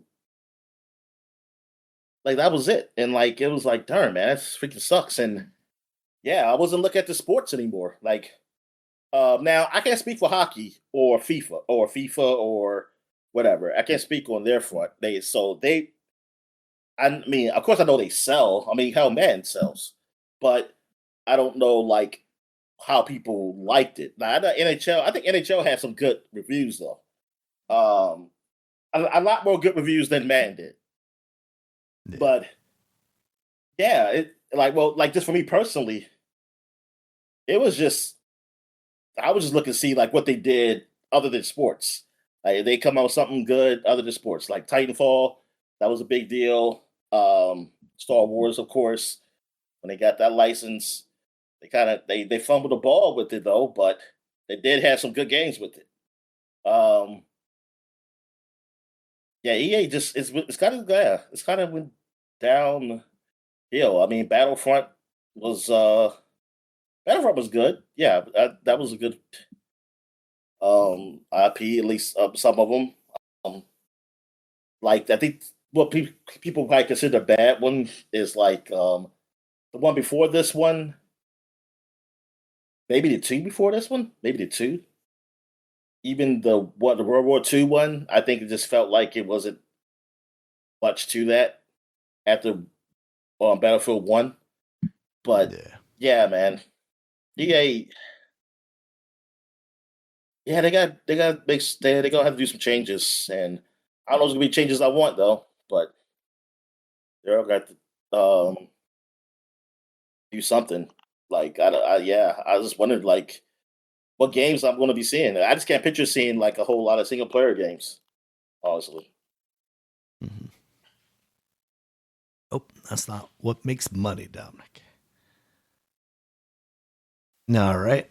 In Oh no, October, there was nothing. Tasmanian Jagger, he was EA, right? Yes. Yeah. I don't know, he's not still EA, is he? Or Tasmania. did they somebody buy him out? You know what? I don't know, to be honest with you. Yeah, because I'd say like, Yeah, because it feels weird that it would have come back if it was EA, right? Yeah, I feel like it would have said EA, right? Yeah. Yeah. But, Chrome Studios, based in Australia. So hey, at least we know it's authentic, Dominic. yeah, exactly. Yep. Well, it's not authentic because it's not Tasmanian; it's Australian. How dare them? Whatever. Dare them the same thing to me. appropriate the Tasmanian culture. Tasmania, oi, New is what I say Zealand, to that. Australia. They're all bundled down there in the backwards part of the It's all world. Hobbit land down there. That's the upside down world, Daniel. That's Yep. the world from Stranger Things or whatever. All right. In November, Dominic, we had Grand Theft Auto 6 delayed once again, now out of May of 2026 into November 19th of 2026. The wait continues. How long before we get another delay? Do you think we get another delay, or is that it? I say, like, we'll get a delay. It'll be a big one. It'll be like weeks or something. Really coming in hot. They're like, we got to implement more microtransactions. All right. After that, Dominic, we had Valve announcing a new Steam controller, VR headset, and the Steam machine. Poor timing on their part, maybe, because RAM prices have significantly increased. Yeah. So they did not give us a price. And I think that is going to do a lot of damage. What they call the Steam machine? The box? What they call the box? The Gabe Cube.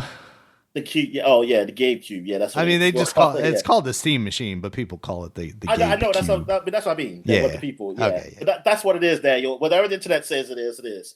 The Gabe Cube. It is a very nice play on words. Yes. All very nice looking products, but I think the Steam machine could either find a really good niche if they can still keep that price reasonable. If the price of gaming PC components otherwise, mushrooms in a way that, is an unobtainable, and this stays a slightly more obtainable thing. Or it could fall down the path of, well, we can't keep the price low enough to make this, desirable, and it's going to go by the wayside. the self-driving cars or something like that. Maybe partner with yes, somebody. the newly released Valve self-driving car. That'd be awesome. All right, Dominic. In December, we had Netflix sort of acquiring Warner Brothers as well as its game divisions. Including Mortal Kombat creators, NetherRealms. Obviously this has not been finalized yet. There's still some protest from Paramount, and who knows how that's going to shake out through our government.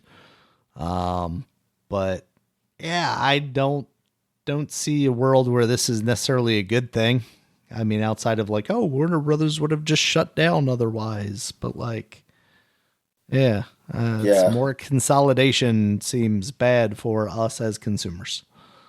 man. Yeah, I don't like this because it's just gonna be where I look on. Well, I don't have HBO Max now, but like streaming services say, hey, where's my shows at now? And then it's like, oh, they're here, and yeah, they might be on Netflix, but they don't have everything. Maybe it's like everything that goes over, and it's like, where I'm going to watch these shows that I used to watch there every now and then, but owned by Warner Brothers.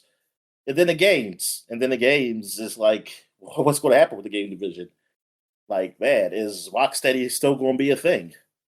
Yeah. I mean, shit. I mean, that was they really dropped it. They really dropped it with the Suicide Squad, and even though it sounds like it's not their fault, like the company pushing them to do something multiplayer, maybe I don't know. But even still, like they dropped the ball. Like you get that game for like three or $5 or something like that over the holiday, and yeah, it's ridiculous. It's sad because it's like this is not the time I want them to change because it's like if they were like in a better place and then they got bought Netflix, I would still be afraid. But it's like, well, Netflix. I mean, they got something good here, because these guys are putting out some good stuff. But the last big thing that Warner Brothers put up was good was the Harry Potter game. Yeah. It was Hogwarts Legacy, and like everything else has been mediocre. And I mean, they were Warner Brothers. They had it. It's like they fucked themselves over. That's the thing. Like I just want, like I said, like I wish I knew what the money situation was before Batman Arkham Knight. Mm-hmm. Um, either the latest one or maybe Mordor. I don't know. Maybe Mordor, because when they had to feel like they had to go chasing the money with microtransactions and stuff like that. Like when did like did they have to? Like were they in dire straits then? We all Or had what? to, Dominic. We had to. The only way to make more money. Yeah. It was yeah, that's just what it thinks. It's like it seems like ever since y'all did that, it just seems like it was going downhill. Was it good? You tell me it was gonna go downhill anyway if y'all didn't just focus on the quality like y'all were doing before? No, like the Mortal Kombat was doing great. Mm-hmm. Like Mortal Kombat series was great and everything. It's like what the fuck, man? Like it's just like everything went bad at the same time. Like I said, except for the Hogwarts series is the only thing that did good for them. That was good. Yeah. I mean, I say like it looked like it's so it's so relatively well compared to other games. Now I don't know what it's so well in their books. I mean, I didn't hear about it saying like it didn't sell well for them. The So Hogwarts game? yeah, but it's so I like I it's heard that sold extremely well. yeah, it's so really well. And thing is, there was no microtransactions though. Yeah. So I'm saying like, what the hell? Like I said, dude, that means you can put out a game. I mean, you can. It means I you mean, can you put can say out like, good games. yeah. I mean, you can even say some people might say like, well, it has Harry Potter names. So that's not true. That it would just sell though. Like I don't think. Yeah, I don't think it's that. I don't think that game is that kind of property Yeah. I mean, I don't know It if can any also game. be a double-edged sword at this point too. Yeah, exactly. Exactly. Because that came out at a time when it was her with the trans thing, Yeah. transphobia stuff. So you're like, I don't know. Like, thing is, I can't think of a game, I mean, besides like Grand Theft Auto or something like that. Like, can just be like, we can just put a name on it and do it. And, like, Star Wars can't even do that now. So you can't say Harry Potter can do that. Like, if Star Wars can't just put, you can't just put a name Star Wars and just sell it. That just tells you right there. Like, even Marvel can't do that. You've already seen that. So, like, you can't. So, yeah, you still have to put a good game out, and that's what they did. They put a relatively good game out, and so it's just like, darn, what if y'all just did that? Would y'all still be like? Would you still be okay? Like, this had nothing to do with the Netflix sale because that's Warner Brothers as a whole, but just them, the games division. Like, would y'all be like, oh yeah, we're down like in money or whatever? It's like, yeah, it's like y'all shot your own selves in the foot. Yeah. Yeah, I think yes, it's because I can see like, yeah, I feel like you should check. Like, yeah, if you see a trend happening, I don't think you should follow it, but don't put every game on it. You know, like make a game that maybe for it, and if it doesn't do well, fine. If that one game failed, but don't make it like every game has to have this. Yep. All right, so what else we It got? just seems like that's the way everybody's going. All right, Dominic, last one I got here for December. Doug Bowser has announced his retirement from Nintendo of America. So Oh shit! now, Dominic, we can move into the year of Waluigi. Yeah. Also, Doc Bowser. So he was getting. So that was his last day with Nintendo, was getting those awards at the Game Awards. Pretty much, yeah. He was like, I'm taking um, these with me too. yeah, yeah. He said, it's under my regime, so yeah, they're going home with me. Not Um. even going back to the office after this. This is going straight to my house. So yeah. So I wonder who's. So did they announce a new person for Nintendo America yet? Oh, I think they did actually. Nintendo of America, new CEO.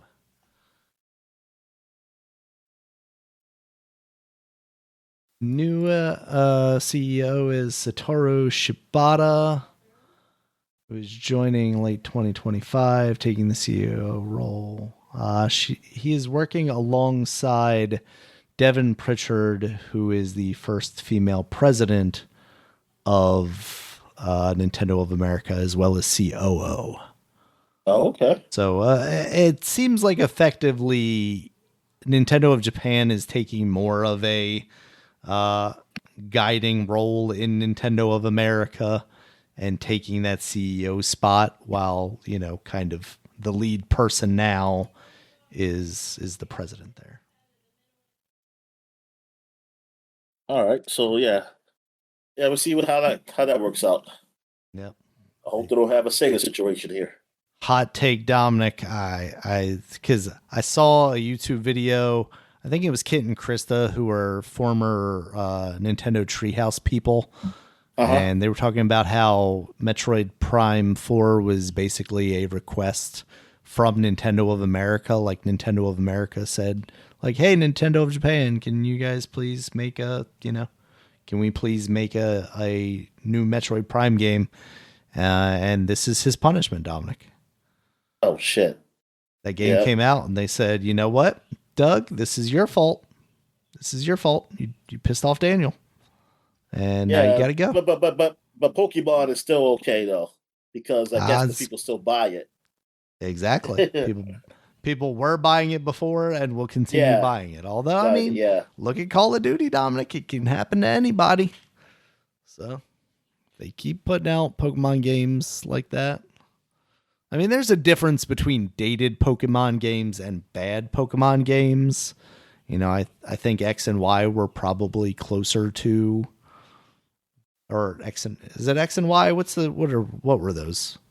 Not X Yeah. and Y. Yeah. They were excellent. Oh, Was it or is it X and Y? Scarlet? Scarlet? Yes, Scarlet and Johansson. Violet. Yes, Scarlet. God, that would be such a better game, dog. Why can't we have that? All right. Well, what was it? Violet? Violet. Yeah, Violet is very good. Very good, dog. All right.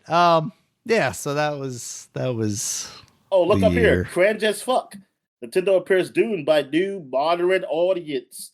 They got a fat Princess Peach up here. What is that? I don't know. Is that Where are you at? Is that supposed to represent? Is supposed to represent Devin Pritchett? Oh, Jesus. Devon Pritchett or whatever. Oh. Yeah. I'm on YouTube. I typed in. I was typing in new Nintendo COO, and that's what came up.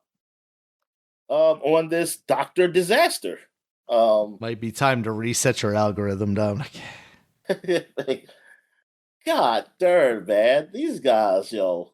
I swear. It's like it's a woman one too that I see. She wears glasses or something, and I was like, man, I said, good for you that you found your niche. Because you could be a woman speaking for those white men, and they could be like, see, she knows what's up. She's our Sarah Palin. She's our Yeah. That's what I just thought too. I was looking like, oh, she's just Sarah Palin for the alt-right gamers.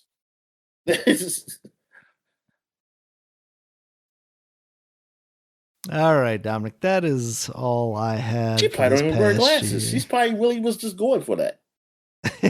I mean, exactly. What did you think overall? Like, good year, bad year? As far as gaming, yeah. As far as gaming, yes, definitely. I think it was overall a pretty good year, honestly. Like quality of games. I think news-wise, it was uneventful, but like the amount of games that we got is honestly kind of incredible. Yeah, but this year does also show me that I'm afraid for the future of gaming. Yeah, like that's the thing. Yeah, good games now, but I'm very afraid for the future. Like as far as like games, like yeah, there are gonna be some good games that come out. The question is like, are we going to be able to play them? And like after those games we know that are coming out, what's going to happen? Like what is the future like of these? What's the next systems, man? Like what's the future of Xbox? I mean, Xbox. That's the interesting thing. I mean, we'll get into it more obviously when we get into our predictions, but like, yeah, theoretically, we're in a year where the next Xbox is going to launch. Do these hardware trends mean it's not going to? Was there ever a reality where it made sense for another Xbox to even launch? Do we start hearing about this portable Sony PlayStation 6? Stuff like that.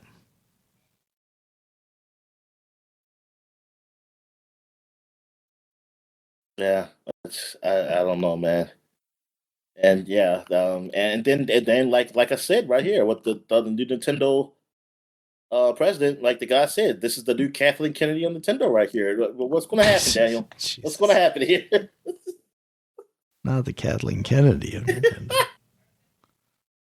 Oh my god, dude! You white guys, man, y'all having a hard time. Struggle is in the real, last decade or so, man. Y'all been having a hard time, huh? I mean, honestly, what did we do to deserve this, Dom? What did we do? We destroyed your Star Wars. Taking your jobs away from y'all, man. Y'all can't say certain words without being canceled. I can't make jokes. They're all our favorite words, too.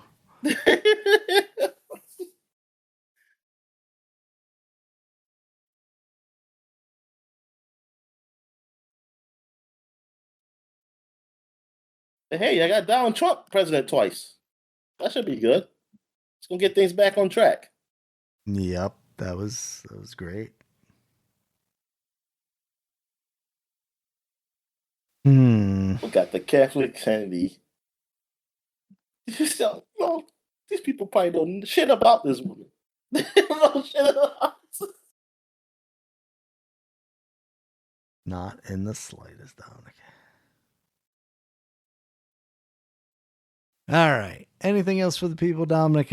Nothing as Oh far as shit! new Yeah, I'm definitely releases, gonna obviously. change my algorithm because now I'm seeing on the side. Well, that's only because I hit on the Doctor Disaster. I'm seeing like, yeah, the Internet Destroy Anita Sarkeesian, and I Oh mean I don't boy, like we're her, still talking about Adidas Sarkeesian. Jeez. but still, just even mentioning her, I'm like, when the fucking I haven't heard I that say, fucking when name was in she forever. last relevant? It's the year of our Lord 2026. Doctor Disaster.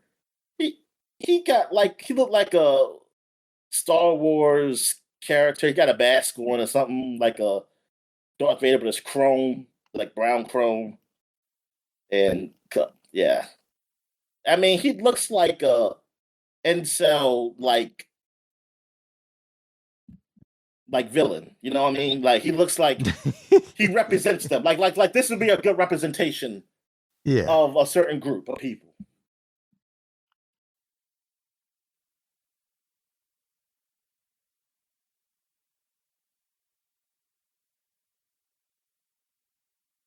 Yeah, that's so fucking weird. All right, you can go ahead. You can finish it All up. right. All right. Thank you guys as always for listening. You can check us out on Twitter. Dominic's at DStallworth5. I'm at Regulus MB. The podcast is at Superpod, SUPAPOD. We are also on Bluesky at superpod.com, at regulusmb.sky.social, and at DinoMan at DominicStallworth.bluesky.social. We also have a website. You can check us out there. It has all of our previous podcasts as well as links to all the places you can find us, including YouTube, where there's a video version of this podcast, as well as all the places you can find audio podcasts, including iTunes, YouTube Music, Spotify, Amazon Music, and Audible. And until next time, guys, talk to you later. See you.